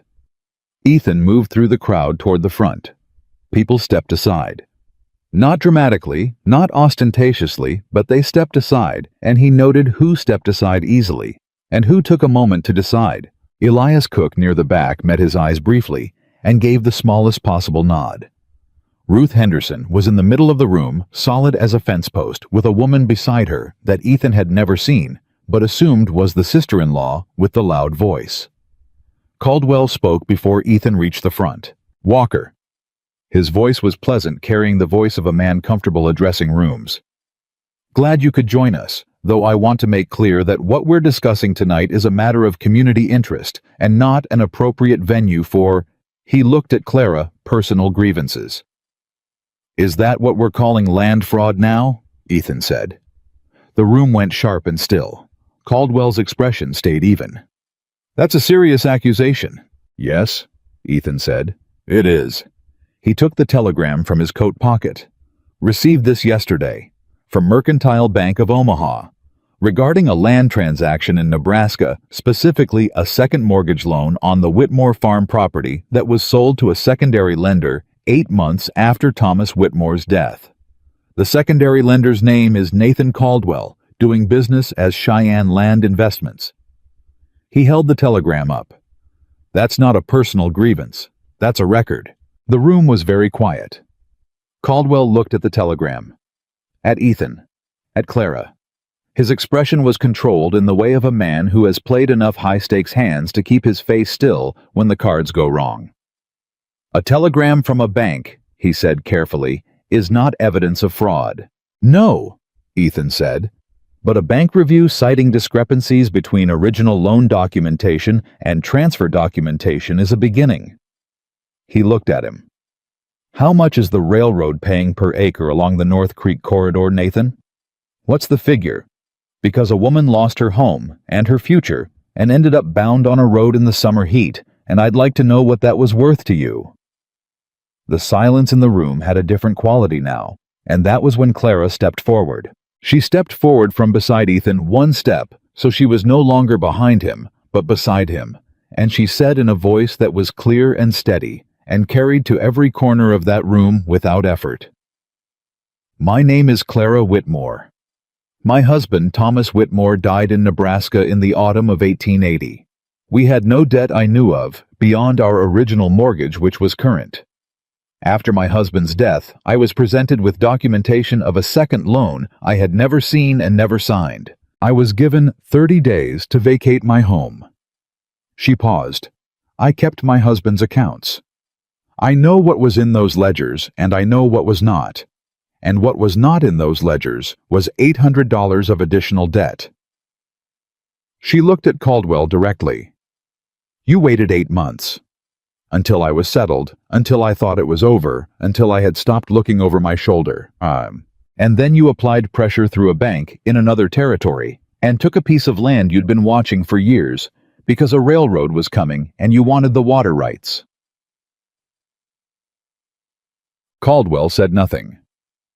You then arranged, Clara continued, through means I am still documenting to ensure that when I ended up in this territory, I arrived with no resources, no reputation, and no one to speak for me, so that I couldn't ask questions, and I couldn't be believed if I did. She stopped. The room was absolutely silent. Caldwell looked at her for a long moment, and then he said, This woman came off a road with nothing. You have no proof. She has the bank telegram, Ruth Henderson said from the middle of the room, which she just told you about. And she has a woman who can read accounts, said the sister-in-law, whose voice was in fact extremely loud, and who kept her own books and knows when numbers don't add up. She has a lawyer in Helena, Ethan said, named Garrett Hines, who received a letter 3 days ago with the full account of the transaction and has been asked to advise on the appropriate legal proceedings. He had not actually confirmed that Hines had written back. He had sent the letter. That was true. What Hines had done with it was something he'd find out when he found out. But what he said was also true. Hines had received the letter. That was enough for now. Caldwell's jaw moved. You're making a serious mistake, he said. His voice had lost the pleasant quality. Both of you. Maybe, Ethan said. But here's what I know about mistakes, Nathan.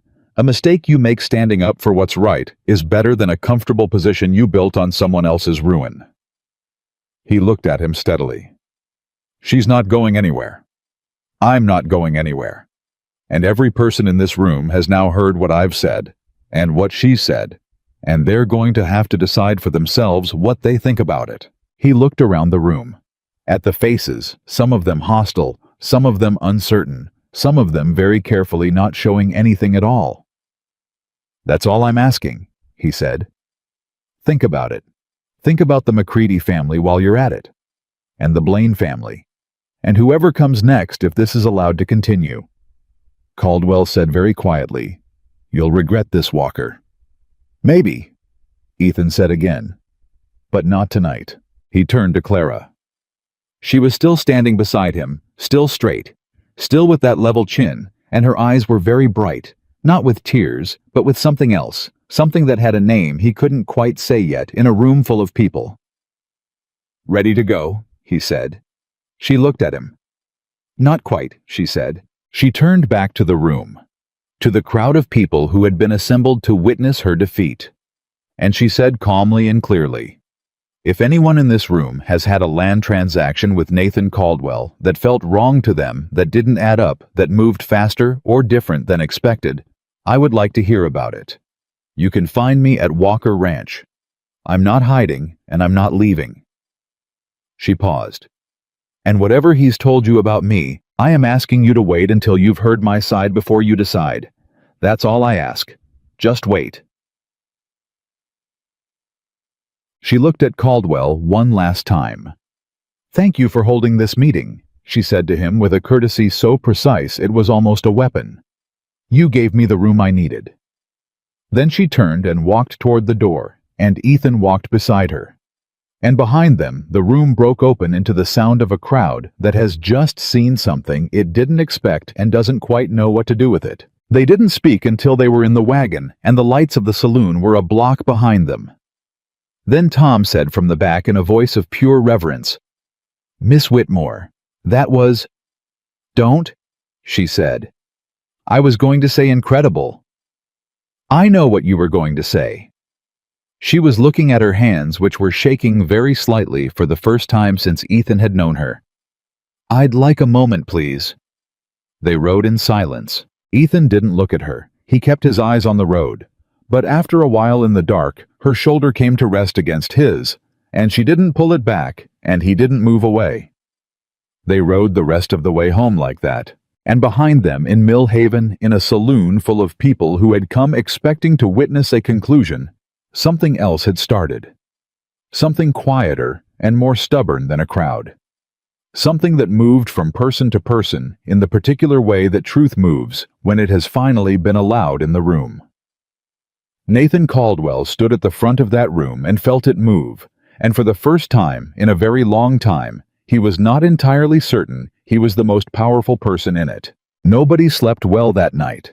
Ethan knew this because he was awake at 3 a.m, hearing Clara move in the kitchen, the soft sound of the water pitcher, the creak of the chair, and he lay still in the dark and listened to the small sounds of another person existing in his house, and he thought about all the ways the night could have gone differently, and hadn't. He was up at 5.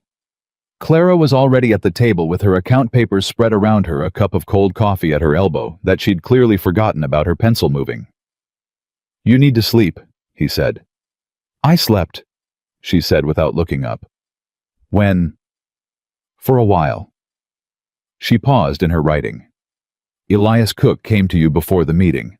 He warned you about what Caldwell was planning." "Yes. He was at the saloon last night. He didn't say anything either way during what happened." She looked up. "But he didn't leave either. He stayed the whole time, and he listened." "I noticed." "He's going to have to decide," she said. "And I think he's going to decide right. But he needs a reason that protects him. A practical reason, not just a moral one." She turned her pencil over in her fingers. "Does he have a land transaction with Caldwell?" Anything that could be questioned. Ethan thought about it.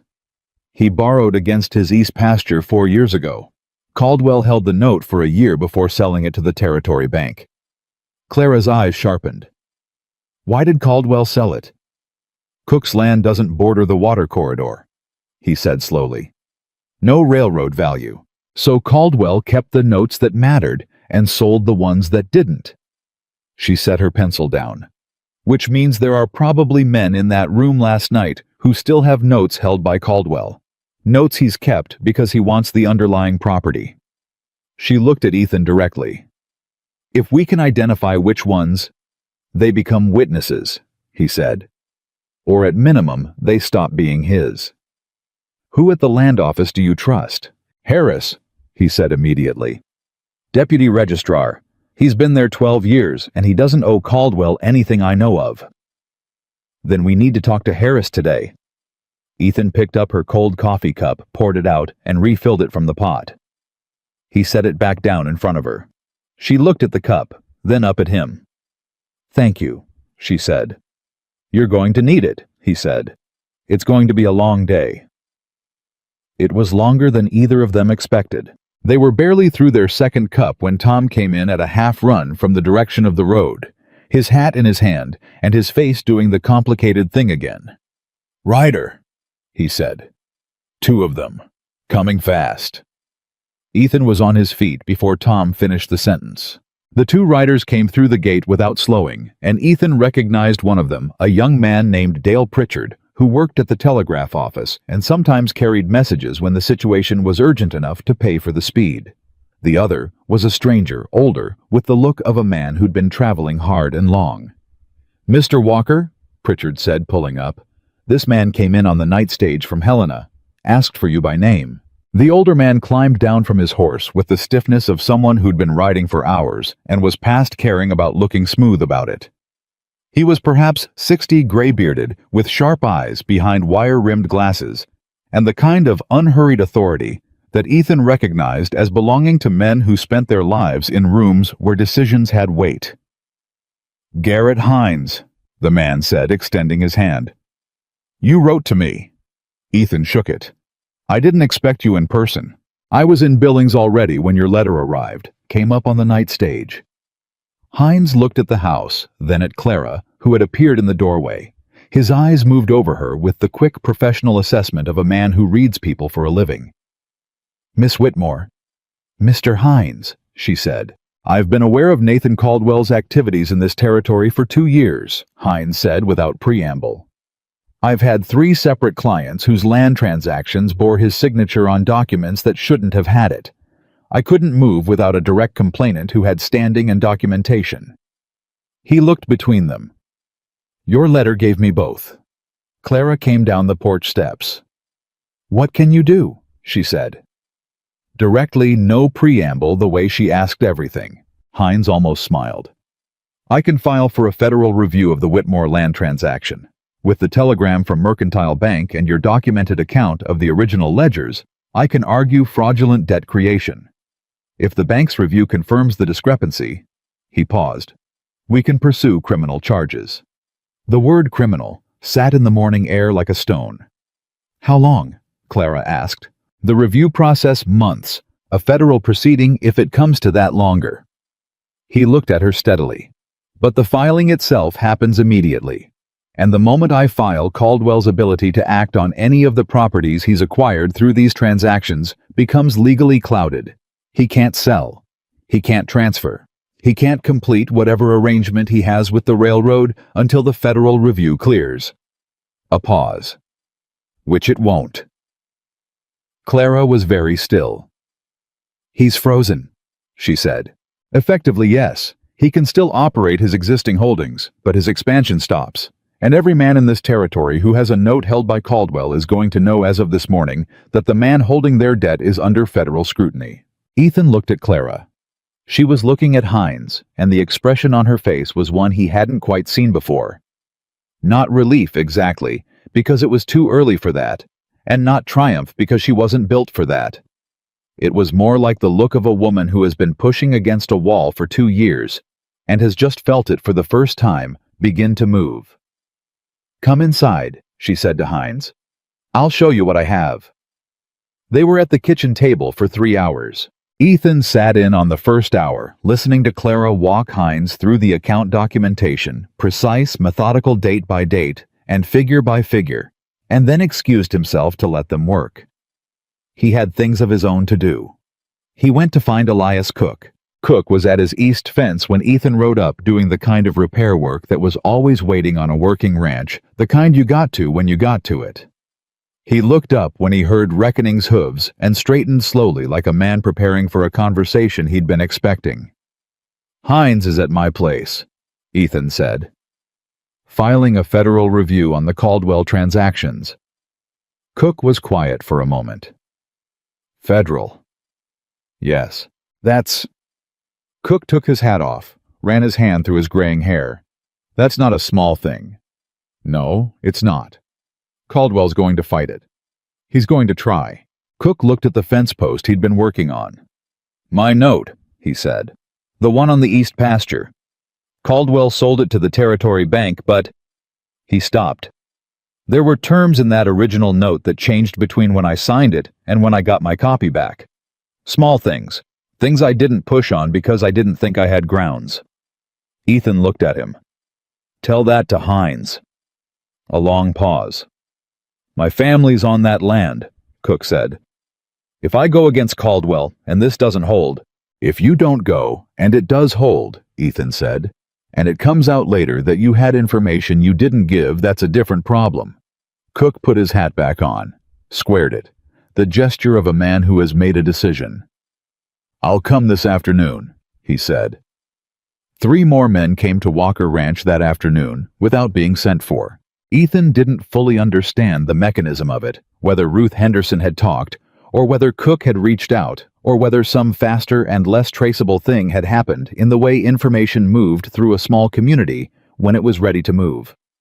But they came a rancher named Beaumont who had lost water access on his south property 2 years ago in a transaction he'd never quite understood, a small farmer named Yates, whose brother had sold land to a Caldwell company under what he now described as considerable pressure, and a woman, a widow, named Mrs. Garner, who had a stack of papers in a cloth bag and a jaw set in the same way Clara's jaw was set, and who sat down at Ethan's kitchen table and said, I've been waiting for someone to ask.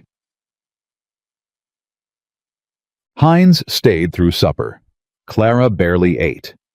She moved between the table and the kitchen and back again, keeping coffee made, and listening to everything with the focused absorption of a woman who was building something in her head, cross-referencing, connecting, filing. Ethan watched her and thought about what she'd said 2 years of accounts and records would look like in the hands of someone who'd been waiting to use them. After supper, when Cook and Beaumont and Yates and Mrs. Garner had gone, and Hines was organizing his papers at the table, Clara sat down across from him. All of them had the same thing, she said. Different transactions, different properties, different amounts. But the same structure, an original agreement that shifted between signing and execution. A secondary party that appeared after the fact, pressure applied at a moment of vulnerability.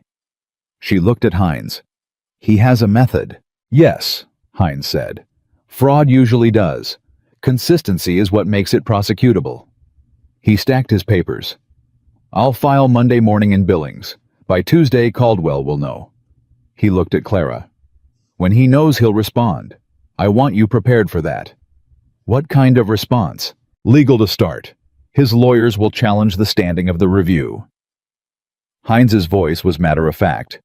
They'll be thorough and they'll be expensive and they'll be very good at their jobs. He didn't get where he is by being unprepared for opposition. But the filing stands until the review, Ethan said. The filing stands. Clara nodded slowly. Then we file. Hines left at nightfall to catch the morning stage back to Billings. The house was quiet after he went. Tom and Will had gone to the bunkhouse hours ago.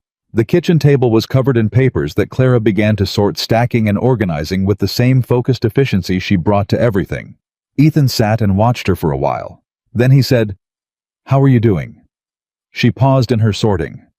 Fine. Clara.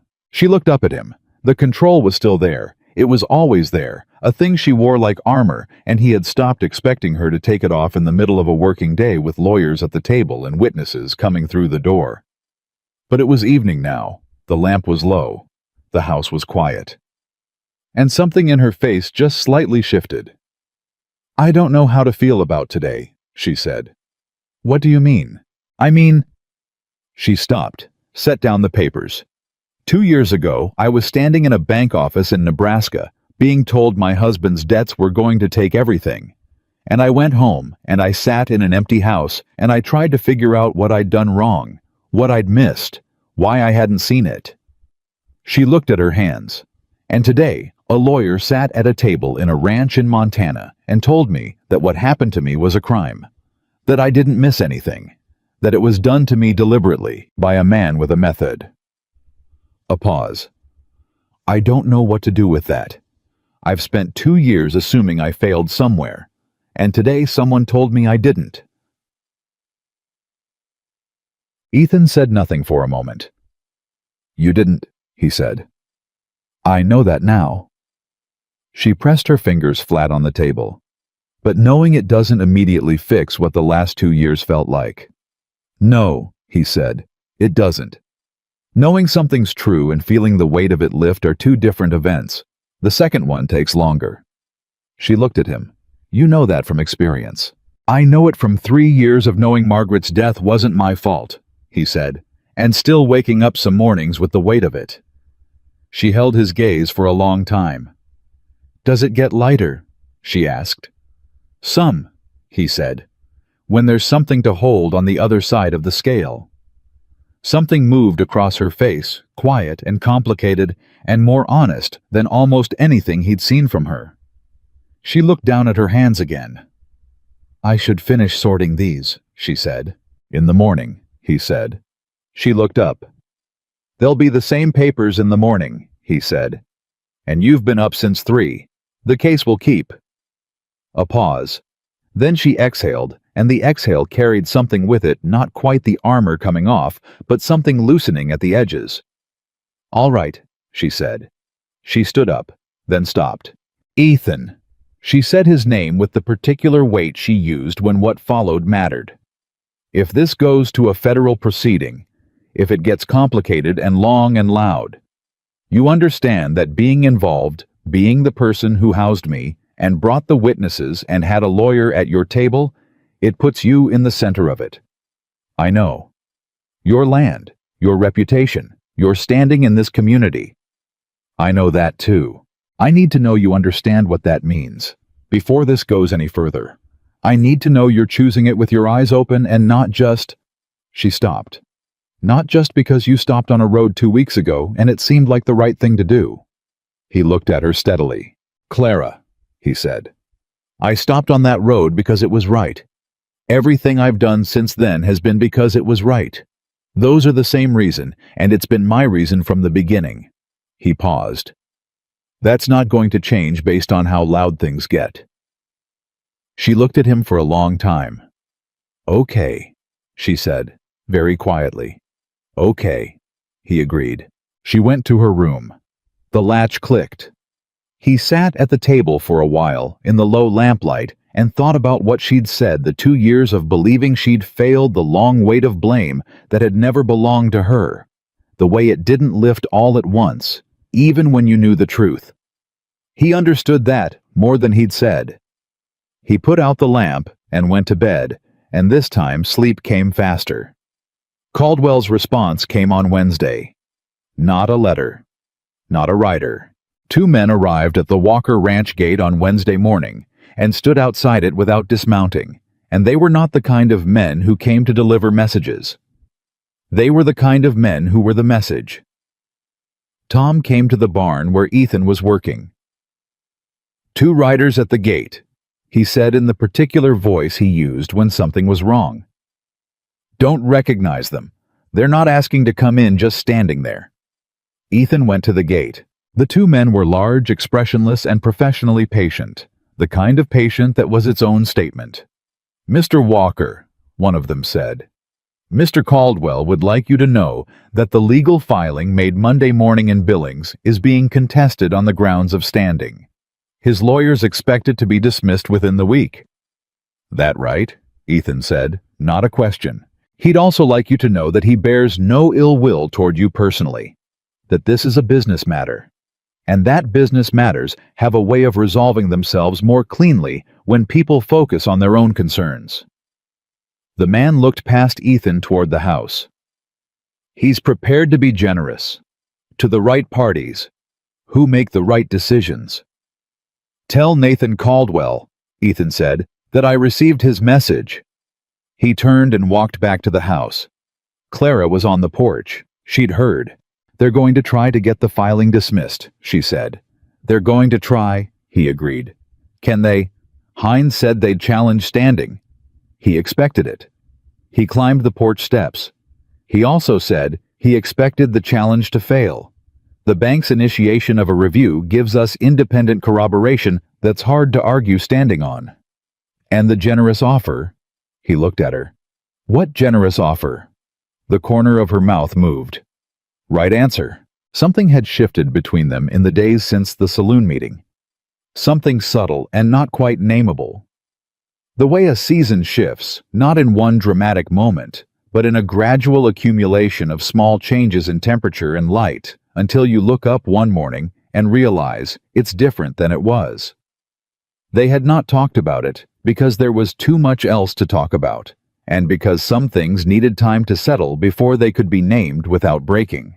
But it was there, in the way he knew where she was in the house without looking, in the way she moved in the kitchen with the easy authority of someone who had stopped asking permission, in the way Sunday the mare had taken to waiting by the paddock fence in the mornings until Clara came out, which Clara pretended not to notice, and Tom found intensely amusing. On Thursday, Elias Cook rode up in the early afternoon with a look on his face that was new. 3 more men want to talk to Hines, he said. Beaumont told Harker and Harker told the Delgado brothers, and all 3 of them have documentation of transactions they want reviewed. Ethan stared at him. The Delgado brothers. Their spread is 12 miles north. Caldwell's been working further out than any of us knew, Cook said grimly. He's had men making inquiries all along the water corridor. Small transactions, notes bought here and there. Nothing that would look like a pattern unless you put them all in the same room. Which is what Hines is doing. Which is what Hines is doing.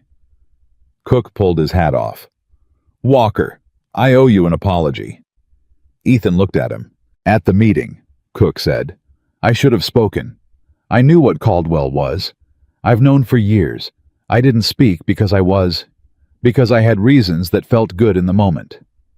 He looked at the house. She stood up in that room with nothing and told the truth. I had more than her, and I said nothing. A pause. I'm sorry for that. Tell her, Ethan said. Cook blinked. If you mean it, Ethan said, tell her, not me. Cook went to the porch where Clara was working and took his hat off and said what he'd said to Ethan. And Clara listened to him with that expression that was so careful and so controlled. And when he was done, she said, You came to the ranch before the meeting. You didn't have to do that. It wasn't enough, Cook said. It was something, she said. And something matters. She said it without accommodation, without the reflexive forgiveness that people sometimes offered, because they wanted the discomfort to be over. She said it because she meant it, and Cook seemed to understand the difference, because he nodded once and put his hat back on, and didn't try to make it into more than it was. Then, on Friday morning, exactly 1 week after the saloon meeting, a letter arrived from Hines. Ethan read it first, not because Clara couldn't, but because she was up to her elbows in bread dough, and he was the one at the table, and she looked at him over her shoulder and said, Read it out loud.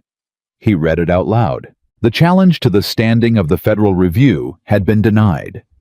The bank in Omaha had submitted its preliminary findings, which confirmed a discrepancy in the transfer documentation of approximately $940, which was greater than Clara's memory of $800, meaning the fraud had gone deeper than even she had calculated. On the basis of these findings, the Federal Review was proceeding. A formal investigator from the Territorial Land Office had been assigned to the case. Nathan Caldwell's lawyers had been notified, and at the bottom of the letter in Hines's precise handwriting were 2 additional sentences. Mr. Caldwell made a direct approach to my office yesterday requesting that I withdraw from the matter. I declined. He should be considered dangerous until the federal proceeding is complete. Clara stood at the kitchen counter with flour on her hands and didn't move for a long moment. Then she said, $940. Yes, he took almost $1,000 from a dead man's account. Her voice was very controlled. From a woman who was grieving, who had no way to verify it. who came to his territory and still had no way to verify it until you stopped on a road. Yes. She looked at her hands, the flour, the bread dough waiting. I want to finish making this bread, she said, and I want to eat supper, and I want to sleep tonight. And tomorrow I want to write to the bank in Omaha and ask what the timeline is for a formal restitution claim. She turned to look at him. Is that a thing I can do? Hines would say yes, Ethan said. I'd say write to him first. All right. She looked at the letter which he'd set on the table. He's dangerous. Hines thinks so. I think so. But he's also... She paused. He's also cornered, and cornered men do the thing that cornered men do. They do, Ethan said. So we need to be careful. We do. She looked at him steadily. No heroics, Ethan. He almost smiled. I don't recall doing any heroics. You walked into a saloon full of men who were against us, she said, with a telegram in your pocket and no guarantee of anything. That wasn't heroics, he said. That was just going. She looked at him for a moment. No heroics, she said again, and turned back to the bread. Saturday brought something Ethan hadn't expected. Joseph Whitmore arrived at the ranch gate. Not with riders, not with posturing. He arrived alone in the same sad wagon with the cracked wheel, and he tied his horse to the post outside the gate and stood there hat in hand, in the particular posture of a man who has come somewhere he's not sure he'll be let in and knows he deserves that uncertainty. Tom came to find Ethan in the barn. Her brother, he said with the economy of a man who'd seen enough in the last 2 weeks to understand what that meant. Ethan went to the gate. Joseph Whitmore looked older than he had on the road. The red-faced bluster was gone. What was underneath it was tired and smaller than the bluster had made him look, and carrying something that Ethan recognized without warmth as guilt. I want to speak to Clara, Joseph said. Does she want to speak to you? I don't know. A pause. I'm asking you to ask her. Ethan looked at him for a long moment. Then he went inside. Clara was at the table, writing her letter to the Omaha bank. She looked up when he came in, and he saw her read his face the way she'd learned to read it quickly accurately. Who is it? She said. Joseph. She was still for a full 3 seconds. Then she set down her pencil. Is he alone? Yes. Is he, what does he look like? Ethan thought about it. Like a man who knows what he did. She looked at the table for a moment. Then she stood up. She went to the gate herself. Ethan followed a few steps behind, far enough to give her space, but close enough that Joseph could see him there. Brother and sister looked at each other through the gate. Joseph Whitmore turned his hat in his hands. The gesture reminded Ethan painfully of Elias Cook on the night he'd come to warn them, the same fidgeting, the same prelude to something that was hard to say. Caldwell told me you had debts, Joseph said. After Thomas died, he came to me directly, said you owed money in Nebraska and it was going to follow you, and that if I didn't want it to affect my family, I needed to separate you from us. A long pause. He came to me, Clara. He found me. He said things that... He stopped. I believed them because it was easier than thinking about what it meant that he was saying them to me at all. Clara stood very still. He used you, she said. Her voice was not angry. It was something colder and more complicated than anger. He used your fear and your resentment of me, and he built the last piece of his plan out of both. Joseph looked down. Yes. You tied my hands, she said. You put me on that road. I know what I did. Do you? She said it without heat. Because what you did, Joseph, wasn't just weakness or fear. You tied your sister's hands. You drove her to a road in the summer heat, and you sold her to strangers. A pause. Do you understand that? Yes, he said, barely audible. I need you to say you understand it, she said. Not apologize. Don't apologize yet. Just tell me you understand what you did. Joseph Whitmore looked up at his sister with the full weight of it in his face. the full, undefended weight of a man who has finally stopped making reasons for himself. "I understand what I did," he said, "and there is no excuse for it. None." The silence between them was very long. "You were also a witness," Clara said finally. "Caldwell came to you. He told you things about my situation that he couldn't have known unless he'd been watching us. Watching Thomas's accounts." She looked at him steadily. "What exactly did he say to you? Every word you can remember." Joseph blinked. A lawyer named Garrett Hines is building a federal case against Nathan Caldwell," she said. "What you know, what he told you when he told you how he found you is evidence. It shows premeditation. It shows how early he began planning this." She paused. "I'm not asking for you, Joseph. I'm asking for the case." Joseph looked at her for a long time. "You want me to testify," he said. "I want you to tell the truth," she said. "Whatever form that takes." He was quiet for a very long moment. Ethan watched him. Watched the calculus of a man weighing his own comfort against something larger, watched the moment when the scale tipped. "I'll talk to your lawyer," Joseph said. Clara opened the gate. Not wide, not warmly, just enough to let him through. "Come in," she said. "I'll make coffee." Ethan walked with them to the house and listened to Joseph begin the account of how Caldwell had found him and what he'd said, and the whole time he watched Clara sit across from her brother with her hands folded and her face careful, asking precise questions in her precise way, not forgiving and not condemning, just building. Building the case, building the record, building the wall of documented truth that Caldwell would have to come through to survive what was coming. That evening, after Joseph had gone, after she'd extracted from him everything useful and told him plainly that the rest between them would take time, and she wouldn't pretend otherwise, Clara sat on the porch steps in the cooling dark, and Ethan sat beside her. They didn't speak for a while. "He's going to want to be forgiven," she said eventually. "He's going to need it. It's the kind of man he is." "And you?" "I don't know yet." She looked at the dark. "I know I'm not ready, and I know that not being ready is allowed." A pause. "Is it allowed?" "Yes," he said. "It's allowed." She was quiet for another moment.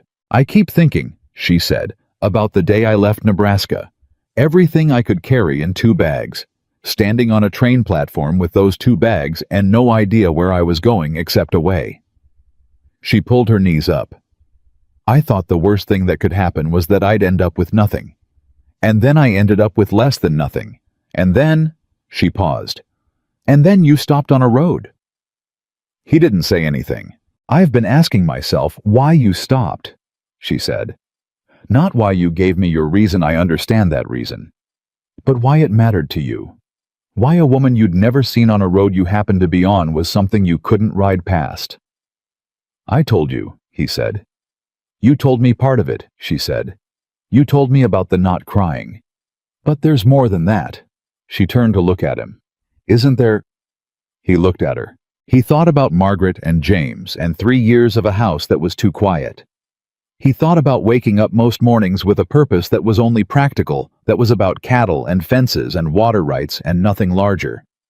He thought about the particular hollowness of a life that worked technically and meant nothing. "Yes," he said. "There's more than that." She held his gaze. "I'm not going to say it tonight," he said. "Not while things are still moving the way they are. Not while you've got a federal case and a brother to navigate and a lawyer writing letters." He paused. "But I want you to know that there is more, and I intend to say it when the time is right." She was quiet for a moment. "All right," she said, softly. "All right," he said. She leaned back on her hands and looked at the sky, and he sat beside her on the porch steps, and the night sounds surrounded them. Crickets, the horses settling in the barn, the distant call of something in the hills, and the silence was the kind that held things rather than the kind that emptied them. Clara said, "I need to write to Hines about Joseph, tonight." "I know. And I need to finish the letter to the Omaha bank." "I know. And I want to start teaching myself to read land deeds." If I'm going to understand what Caldwell actually did, I need to understand the documentation. He looked at her. Where did you learn to do that? Decide you need to know something, and then just decide to know it. She considered this. I think I've always done it, she said. I just didn't have very good reasons before. She stood up, smoothed her dress, looked at him for a moment. Thank you, she said, for today, for all of it. You don't have to keep thanking me, he said. I know, she said. That's why I'm doing it. She went inside. He stayed on the porch a while longer, listening to the night. Somewhere south in the direction of town, Caldwell was sitting with his lawyers and calculating. Somewhere north, Hines was building a case that had, in the space of a week, grown from one woman's account to a documented pattern of fraud spanning the territory. Somewhere east, Elias Cook and the Delgado brothers and Mrs. Garner and every other person who had sat at his kitchen table were holding papers that told a piece of the same story. And here in a house that had been too quiet for 3 years, a lamp was burning in the kitchen, and Clara Whitmore was writing letters by its light, and the weight that Ethan had been carrying. The particular weight of purposelessness of a life that worked but meant nothing had shifted into something else. Not lighter exactly, fuller. He went inside, and without discussion, pulled out a chair at the other end of the table with his own papers, and they worked side by side through the evening, 2 people building something each in their own way at the same table. The lamp burned low. Neither of them noticed. The letter from the Federal Land Office arrived on a Tuesday morning 3 weeks after Hines had filed. Ethan was in the barn when Tom came running, and the way Tom was running told him everything before he'd read a word.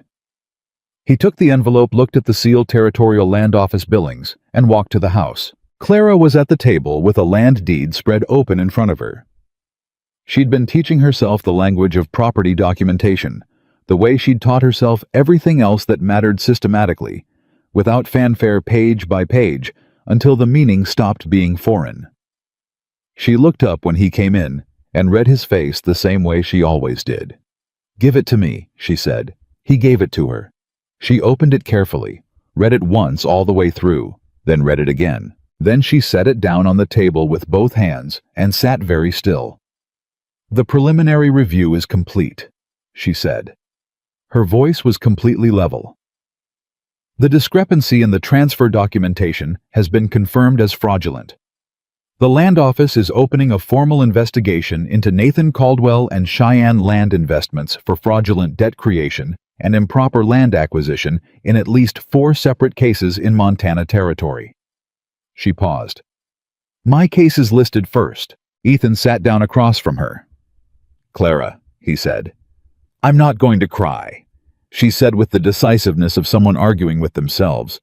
"I've been not going to cry for 2 years, and I'm not going to stop now." "You can cry," he said. "It doesn't cost anything." "It costs me," she said tightly. "I decided a long time ago that I wasn't going to give anyone the satisfaction of—" "I'm not anyone," he said. She looked at him. He held her gaze, and something in her face very slowly came undone. Not collapsed. Clara Whitmore did not collapse, but undone the way a knot comes undone when the right pressure is applied in the right direction, and what came through was not weakness, but something truer than the control that had been holding it in place. She pressed both hands over her face. Her shoulders shook once, twice, 3 times. Then she pulled her hands down and looked at the ceiling and breathed. 2 years, she said. "I spent 2 years believing I had failed somehow, that I'd been stupid or careless, or that I'd missed something I should have seen. You didn't. I know that now." She brought her gaze down, looked at him directly with eyes that were bright and dry, because she had not cried and had not given anyone that satisfaction. But her face was entirely open, in a way he had not quite seen it before. "He chose me because I was vulnerable, because I was grieving and alone, and had no one to stand with me. He looked at my life and decided I was the kind of person who could be taken from." She paused. "And he was almost right." "Almost," Ethan said. "Almost," she agreed. Tom appeared in the doorway with the particular timing of a young man who had been hovering outside and could no longer contain himself. "Is it good news?" "It's good news," Ethan said. Tom let out a sound that was somewhere between a whoop and a word, and they heard Will's voice from outside answering it. And then Will was in the doorway too, and the kitchen that had been quiet for 3 years was suddenly loud in the way kitchens were supposed to be loud, with voices and movement, and Tom somehow already talking about supper as if celebrating required immediate food planning. Clara looked at all of them, and her face did the thing it had been doing more frequently in the past 3 weeks, that movement in the corner of her mouth, that particular softening, that expression she hadn't quite had words for, and Ethan hadn't pushed her to name. "We should write to Hines," she said. "We should," he agreed. "And the bank in Omaha." "Yes. And I need to understand what the restitution timeline looks like, whether the 4 other cases affect the order of resolution." She was already thinking past the moment, which was how she handled good news, just as it was how she handled bad, by finding the next thing that needed doing. "I also need to think about Joseph." "One thing at a time," Ethan said. She looked at him. "You're going to tell me to slow down. I'm going to tell you that the letter isn't going anywhere," he said. "And supper's not for 3 hours. And there's a mare in the paddock who's going to feel neglected if you don't go out there before noon." Clara pressed her lips together against something that was almost a smile. "Are you using my horse to manage me?" "Sunday would be offended by the framing," he said. "She'd say she's her own animal." This time the smile broke through fully, and it was the kind of smile that changed her whole face, not polished or controlled, but real. The smile of a woman who has just been allowed to feel something good, and is surprised by how good it actually feels. She stood up, picked up the letter, folded it, and put it in her dress pocket. Then she went outside. Ethan watched her go. Tom appeared at his elbow. "Boss?" "Yeah. You should probably also go outside," Tom said with the wisdom of a 22-year-old who understood more than he let on. "I'll handle the letter to Hines." Ethan looked at him. "You know how to write a legal letter?" "No," Tom said cheerfully. "But I know how to copy one. You wrote 3 of them last month. They're all in the drawer." He wasn't wrong. Ethan went outside. Clara was at the paddock fence, her arms resting on the top rail, and Sunday had come to her the way Sunday had taken to doing without being called, without preamble, just crossing the paddock and arriving. Clara had one hand on the mare's neck, and she was not talking to the horse, just standing there. And the letter was in her pocket, and the morning was around them, and Ethan came to stand beside her at the fence. "I want to ask you something," Clara said. She didn't look at him. "All right. You said 3 weeks ago on the porch that there was more reason than the not crying." She kept her eyes on Sunday. "You said you'd say it when the time was right." "I did say that. Is the time right?" He looked at her profile. At the line of her jaw, the set of her shoulders, the way she was holding herself very still in the particular way she got still when something mattered. "Yeah," he said. "It is." She turned to look at him. He didn't look away. "I stopped on that road," he said, "because something in me recognized something in you that I thought I'd buried with Margaret. He paused, finding the exact word, the way he always tried to find the exact word, because inexact words caused most of the trouble in his experience. Some sense that there were still things worth stopping for, that the world still had people in it worth disrupting your day over. He paused again. "I'd been riding past things for 3 years, not proud of it, but when a man's lost what I lost, he tends to pull in. Stop taking risks, stop caring about outcomes." He looked at her steadily. "And then I came around that bend in the road, and there you were, with your hands tied and your chin up, and you were not crying and not begging, and something in me said that one. That's someone who's still fighting, and I wanted to know what she was fighting for." Clara was very still. "And now you know," she said. "Now I know," he said. "And Clara—" He stopped. This was the part he'd been turning over for weeks, finding the right shape for it, the right words that were honest without being more than she was ready to hear. "I'm not asking anything of you. I know you've been asked things by people who had their own interests in the asking, and I know what that costs. I'm not that." He held her gaze. "But I'd be less than honest if I didn't tell you that what I feel when you're in that kitchen, or at that table, or sitting next to me on a wagon seat. It's the first time in 3 years that I've felt like something real is happening in my life again. And I thought you should know that." The silence between them was very full. Sunday bumped Clara's shoulder with her nose, which was Sunday's way of participating in conversations she found moving too slowly. Clara put her hand back on the mare's neck. "I have almost nothing," she said. "A letter in my pocket that might eventually result in restitution.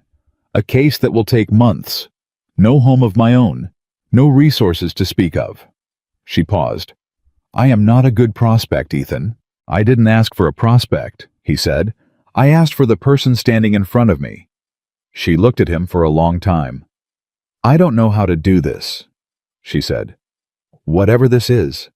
After Thomas, after everything, I don't trust easily. I don't—" She stopped.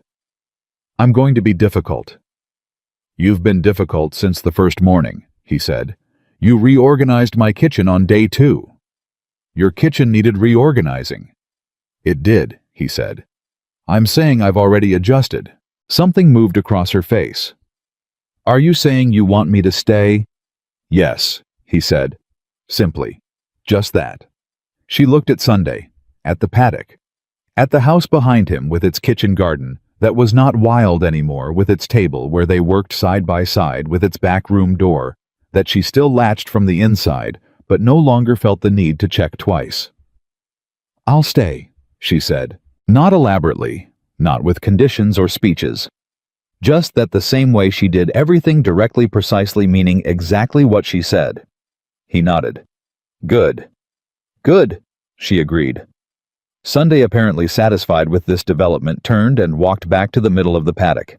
They went inside, and Clara sat down to her land deeds, and Ethan sat down to the papers Hines had asked him to compile, and Tom's very sincere attempt at a legal letter was retrieved from the drawer and gently corrected, and the morning moved forward in the way that good mornings did, full of ordinary things that mattered. Caldwell made his last move 2 weeks later. It came through his lawyers, as Hines had predicted, and it was elegant in the way that desperate things often were, a counterfiling, claiming that the Whitmore property transfer had been made in good faith, based on documentation provided by the original bank, and that any discrepancy in that documentation was the bank's error, not Caldwell's, and that the federal investigation was therefore targeted at the wrong party. Hines sent Ethan a letter with the counterfiling attached and a single line of his own at the bottom. "He's trying to make the bank the villain. We expected this. The bank is not pleased." Clara read the letter, read the counterfiling, and sat at the table for 15 minutes in the particular stillness of deep thought. Then she picked up her pencil and began writing. "What are you doing?" Ethan asked.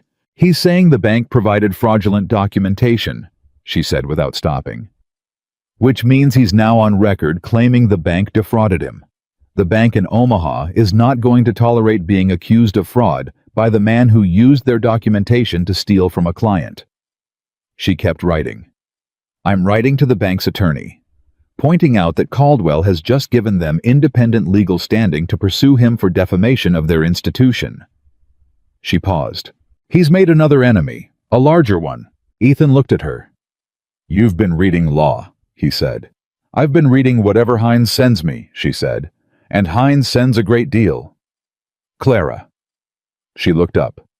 "You're extraordinary," he said.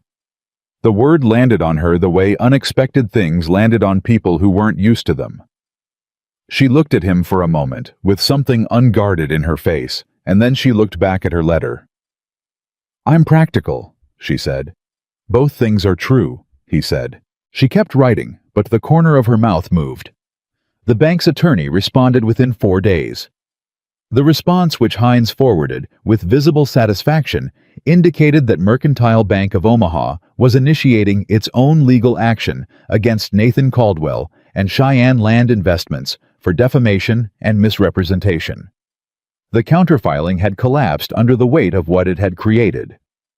Hines came to Millhaven in person to deliver the news. He sat at the kitchen table where he'd sat 6 weeks ago with Clara's handwritten accounts around him, and he said, "He has 3 options now. He can settle, which means acknowledging the fraud and paying restitution to you and potentially to the other claimants. He can fight, which means going to federal court with a bank, a territorial land office, and 7 individual complainants against him. Or he can run, leave the territory and let his legal team handle the wreckage." "Which will he choose?" Clara asked. "Men like Caldwell usually choose to fight," Hines said, "right up until the moment they choose to settle, and then they pretend the settlement was their idea." "And restitution," Clara said. "My property, the farm in Nebraska." Hines was quiet for a moment. "The farm itself was sold to the railroad. That sale will be part of the investigation, but unwinding a railroad property transaction is—" he chose his words carefully, "complicated. What's more likely, and what I'm pursuing aggressively, is monetary restitution. The value of the property at time of fraudulent seizure plus damages." Clara absorbed this. "So I won't get the farm back?" "Almost certainly not. But you'll be compensated for its loss, at the rate the railroad was paying for that corridor." He paused. "It will be significant." She was quiet for a moment. Ethan watched her process it, the loss of the thing itself, the farm that had been her home with Thomas, the land along the North Creek, where her husband had always said the best of the property was. The thing you couldn't give back. "All right," she said. "That's not—" Hines started. "I know what it isn't," she said. "I also know what it is. I'm not going to pretend I'm not disappointed that a piece of land doesn't come back. But disappointed is different from defeated." She looked at him steadily. "Keep going." Hines looked at her for a moment with the expression of a man who had worked with many clients over many years and recognized the rare kind. "Yes, ma'am," he said. The news of the federal investigation had moved through Millhaven in the way that significant news moved through a small town faster than it should have, and with elaborations that were sometimes accurate and sometimes not. But the core of it was true, and the core was enough. Men who had sat in the saloon 6 weeks ago and listened to Caldwell's framing came quietly 1 or 2 at a time to revise their understanding. Not dramatically, people rarely revised dramatically, but in the incremental way of a community updating itself, acknowledging that a thing that had been presented one way was actually another way. Mrs. Pearson stopped Clara on the boardwalk one morning and told her with the economy of a woman who believed in precision over apology that she had been wrong to have doubts and had not had them for several weeks now, which she thought Clara should know. "Thank you, Mrs. Pearson," Clara said with matching precision. "That means something." Ruth Henderson had Clara to her house for dinner twice, and the second time she asked with the directness of a woman who had been waiting a respectable interval. "What are your intentions regarding Ethan Walker?" Clara looked at her across the dinner table. "That's a fairly personal question." "It is," Ruth agreed. "I'm asking anyway." "My intentions," Clara said, "are to stay. Everything else is—" She paused. "Still becoming." Ruth nodded, as if this were exactly the right answer. "He's been alone a long time," she said. "He doesn't do well alone. None of us do, but he's better than most at pretending he does." "I know," Clara said. "He stopped pretending when you arrived," Ruth said. "You might want to note that." Clara looked at her plate. "I noted it." Ruth passed the biscuits. Joseph Whitmore's testimony was submitted to Hines in writing 3 weeks after his visit to the ranch, and it was detailed in the way of a man who had been carrying something and was relieved to put it down. He described the exact date and location of Caldwell's approach, the specific claims Caldwell had made about Clara's situation, claims that could only have come from someone with inside access to the bank's documentation, and the pressure that had been applied to ensure Joseph's cooperation in removing Clara from the territory. When Hines read it, he wrote back a single line. "This is the premeditation we needed." Clara read that line 4 times. Then she folded the letter and put it with the others in the box she'd been keeping, a wooden box Ethan had given her, without explanation, solid and plain. that she used to hold everything that mattered to the case. She called it her evidence box. He called it privately the thing she kept her future in. On a Friday evening in late October, when the first real cold had come down from the north and the kitchen smelled of the soup that had been simmering all afternoon, Ethan came in from checking the cattle to find Clara standing in the kitchen with a letter in her hand and an expression on her face that he had learned to read but hadn't seen in quite this form before. "From Hines," she said. "What does it say?" "Caldwell is settling." She looked at the letter, then at him. "His lawyers made the approach this morning. Hines says it's a full settlement offer covering all 7 claimants. The terms are still being negotiated, but—" She stopped. "He's done fighting. He ran out of road." Ethan took off his coat, hung it on the hook behind the door, and sat down. "How do you feel?" he asked. She stood still for a moment. "I feel like the ending I've been working toward for 2 years just arrived. And now I'm standing here looking at it, and I don't know what to do with my hands." He almost smiled. "Sit down." She sat down. "It's not over," she said. "Settlement terms, documentation, formal disbursement. That's months more." "Yes." "And Caldwell will negotiate hard. He'll try to minimize the amount, try to attach conditions. Hines will not let him," Ethan said. "You know that." "I know that." She set the letter on the table. "But I want to be there. When the final terms are set, I want to be in that room." He looked at her. "You think Hines will allow that?" "I think I'll be fairly persuasive about it," she said. He did smile then fully. "Yes, I imagine you will." She looked at the letter, then at him. "Ethan, whatever the settlement amount is when it comes, I want to be clear about something. All right? I'm not staying here because of finances. I'm not staying because it's practical or because I need the security." She held his gaze. "I'm staying because this is where I want to be. And I need you to know that before money enters the picture, so that the money never gets to mean something it doesn't." He looked at her for a long moment. "I know that," he said. "I need to say it anyway." "I know that too," he said gently. She nodded once. Then she stood up and went back to the stove, and the soup needed stirring.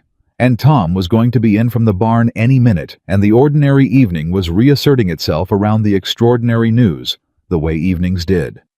But before she turned fully to the stove, she said, "Ethan." "Yeah.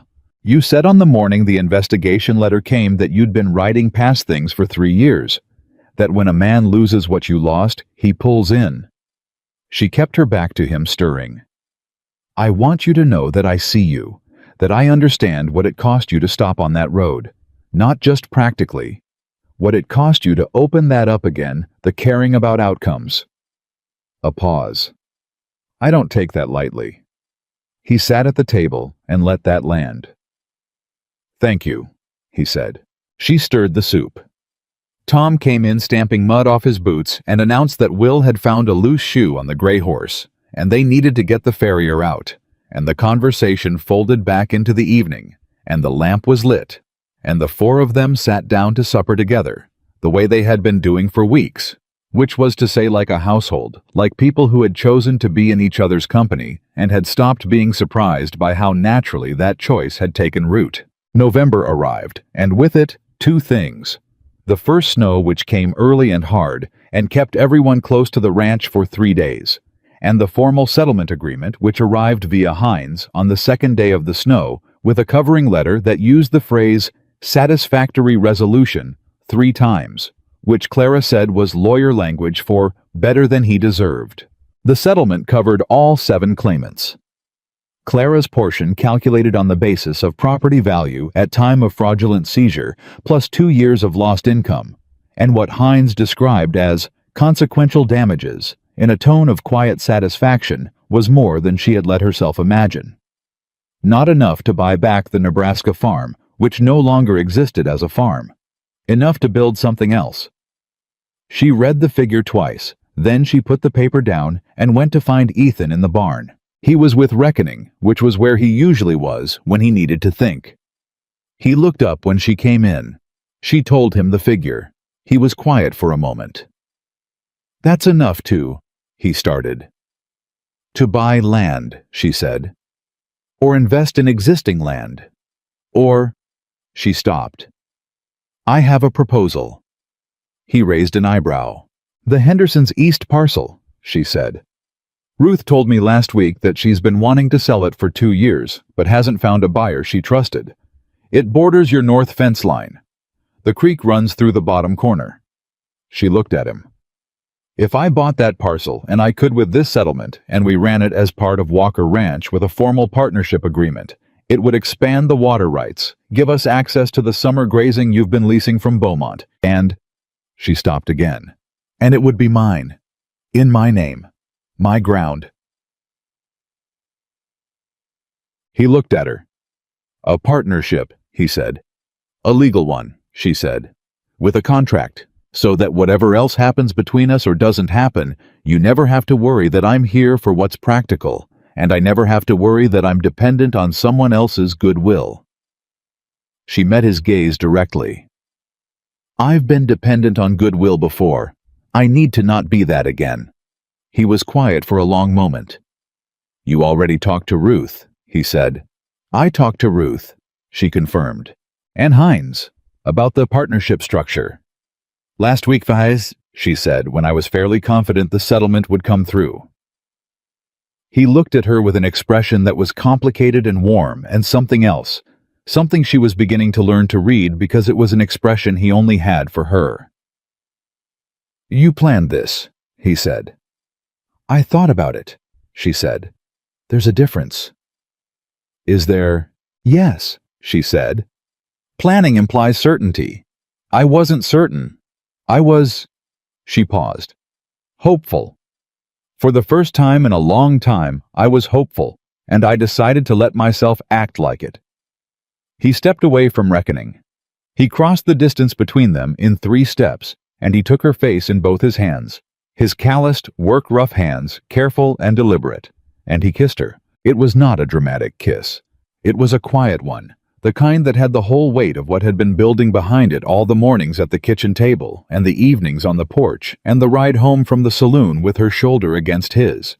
The kind that meant what it meant without needing to perform it. She put one hand against his chest and kissed him back. When they broke apart, she was looking at him with her chin lifted and her eyes bright, and the particular expression that was Clara at her most unguarded, the expression that had no armor in it, just her, just the real, undefended thing.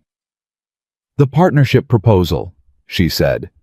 Her voice was slightly unsteady. "We should probably—" "Yes," he said. "We should probably talk about it." "Professionally," she said. "Professionally," he agreed. "At the table." At the table. Neither of them moved. Then she laughed a real laugh, sudden and warm, and completely unguarded, the laugh of a woman who has been carrying too much for too long and has just set it down. He had not heard her laugh like that before, and it hit him somewhere he hadn't expected, in the very particular place where Margaret's memory lived. And it didn't hurt the way he'd expected it to hurt. It just expanded, made room. They went to the table. They talked about it professionally. The partnership was drawn up by Hines over the following 2 weeks, and Ruth Henderson sold Clara the east parcel at a price that Ruth described as fair, and Clara described as generous, and Ruth said was neither. It was just the price she'd decided on, and she wasn't changing it.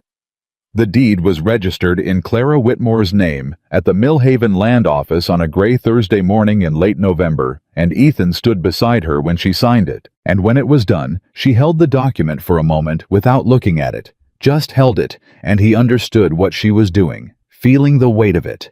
The specific weight of a thing in your name that no one could take from you. "Well," she said. "Well," he agreed. She looked up at him. "I own land." "You do." "In Montana." "In Montana," he said. 17 acres along the North Creek, access to the summer grazing, and 1 very opinionated neighboring rancher. She put the deed in her coat. "I've dealt with worse." They rode back to Walker Ranch in the wagon, and the snow was coming down lightly, the early winter kind that dusted the ground and the fence posts without accumulating yet, and the world was very quiet and very white around the edges. Clara said, "Ethan." "Yeah. Ask me." He glanced at her. She was looking at the road ahead. Her profile was calm, and her voice was certain, and she was not performing anything. He was quiet for a moment. Then he said, "Clara Whitmore, I'm not asking you to forget what's behind you. I'm not asking you to pretend the last 2 years didn't happen, or to be someone different than who you are." He kept his eyes on the road. "I'm asking you to keep building with me, whatever that looks like, as long as it looks like whatever it looks like." He paused. "And I'm asking if you want that. Not if it's practical, not if it makes sense, not if it's the right decision by any ledger. Just if you want it." She was quiet for a moment. "Yes," she said. "I want it." He nodded once.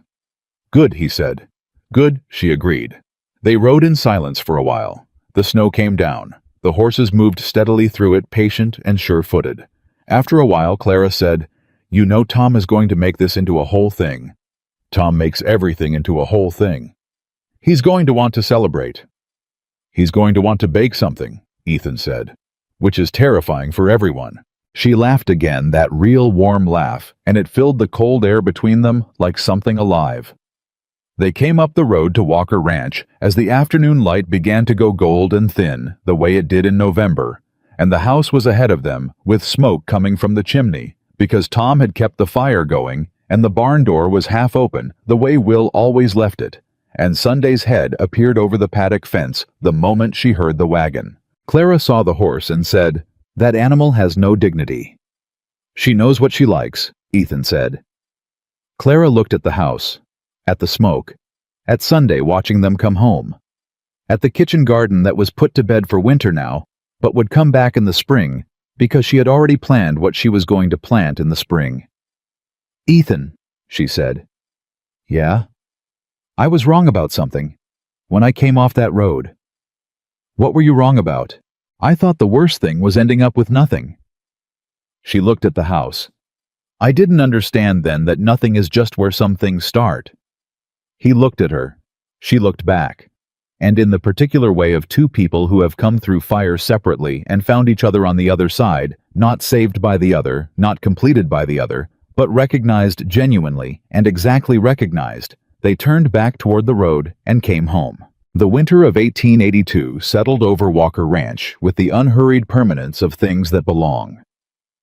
Hines wrote in January that the final disbursements from Caldwell's settlement were processing, and that 3 of the other 6 claimants had independently thanked Clara by name in their correspondence with his office, which he relayed with what read as personal satisfaction. Caldwell himself had withdrawn from most of his Montana Territory holdings and was, according to sources Hines described only as reliable, unlikely to return. Mrs. Garner came by in February with a jar of preserved plums, and stayed for 2 hours talking with Clara about property law, which Clara was still reading with the focused intent of someone building a working knowledge from the ground up. Ruth Henderson rode over twice a week through the worst of the winter on the grounds that 4 miles was nothing, and she had a good horse, and anyway she wanted to see how the east parcel drainage was holding in the cold. Tom burned 3 batches of bread, trying to teach himself to bake, and finally produced something edible in March, which he presented at supper, with the gravity of a man completing a long quest. Will said, "It's good, Tom." "I know," Tom said. Clara said, "It's genuinely good." And meant it. Tom looked at her with the pure, open gratitude of a young man being told something true, by someone whose opinion he trusted. And it was such a simple thing, such an ordinary moment, around an ordinary table. And Ethan looked at all of them, at Tom, and his bread, and Will's quiet smile, and Clara's real unguarded expression, and thought about 3 years of silence. About all the evenings this table had sat empty. He thought about a road in the summer heat, and a woman with her hands bound and her chin up, and the 2 seconds in which he had decided. He thought about all the ways a single choice makes a life. Clara caught him looking, and raised an eyebrow in her way. "What?" "Nothing," he said. She held his gaze for a moment the way she always did, reading him, assessing, understanding more than he'd said. Then she looked back at her plate.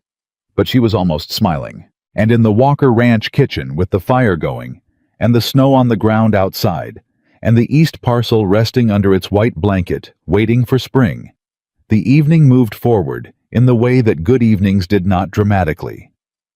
Not with flourish, but with the particular weight of something that has found its right shape and settled into it, and intends to stay. In the American West of 1882, where the land was hard and the winters were long, and the measure of a person was taken in what they did. When no one was watching, two strangers had stopped on the same road at the same moment and chosen against the odds and the cost and all the reasons not to stand in the same place. And what they built there on 17 acres along a North Creek and 8 miles of Montana range around a kitchen table and a paddock fence and a chest of evidence that had once been the only thing between a woman and erasure was not the life that had been taken from either of them. It was the one they had chosen for themselves. And in that choosing, in that deliberate and clear-eyed and fully awake choosing, it was theirs in a way that nothing taken could ever have been. Completely and without condition theirs.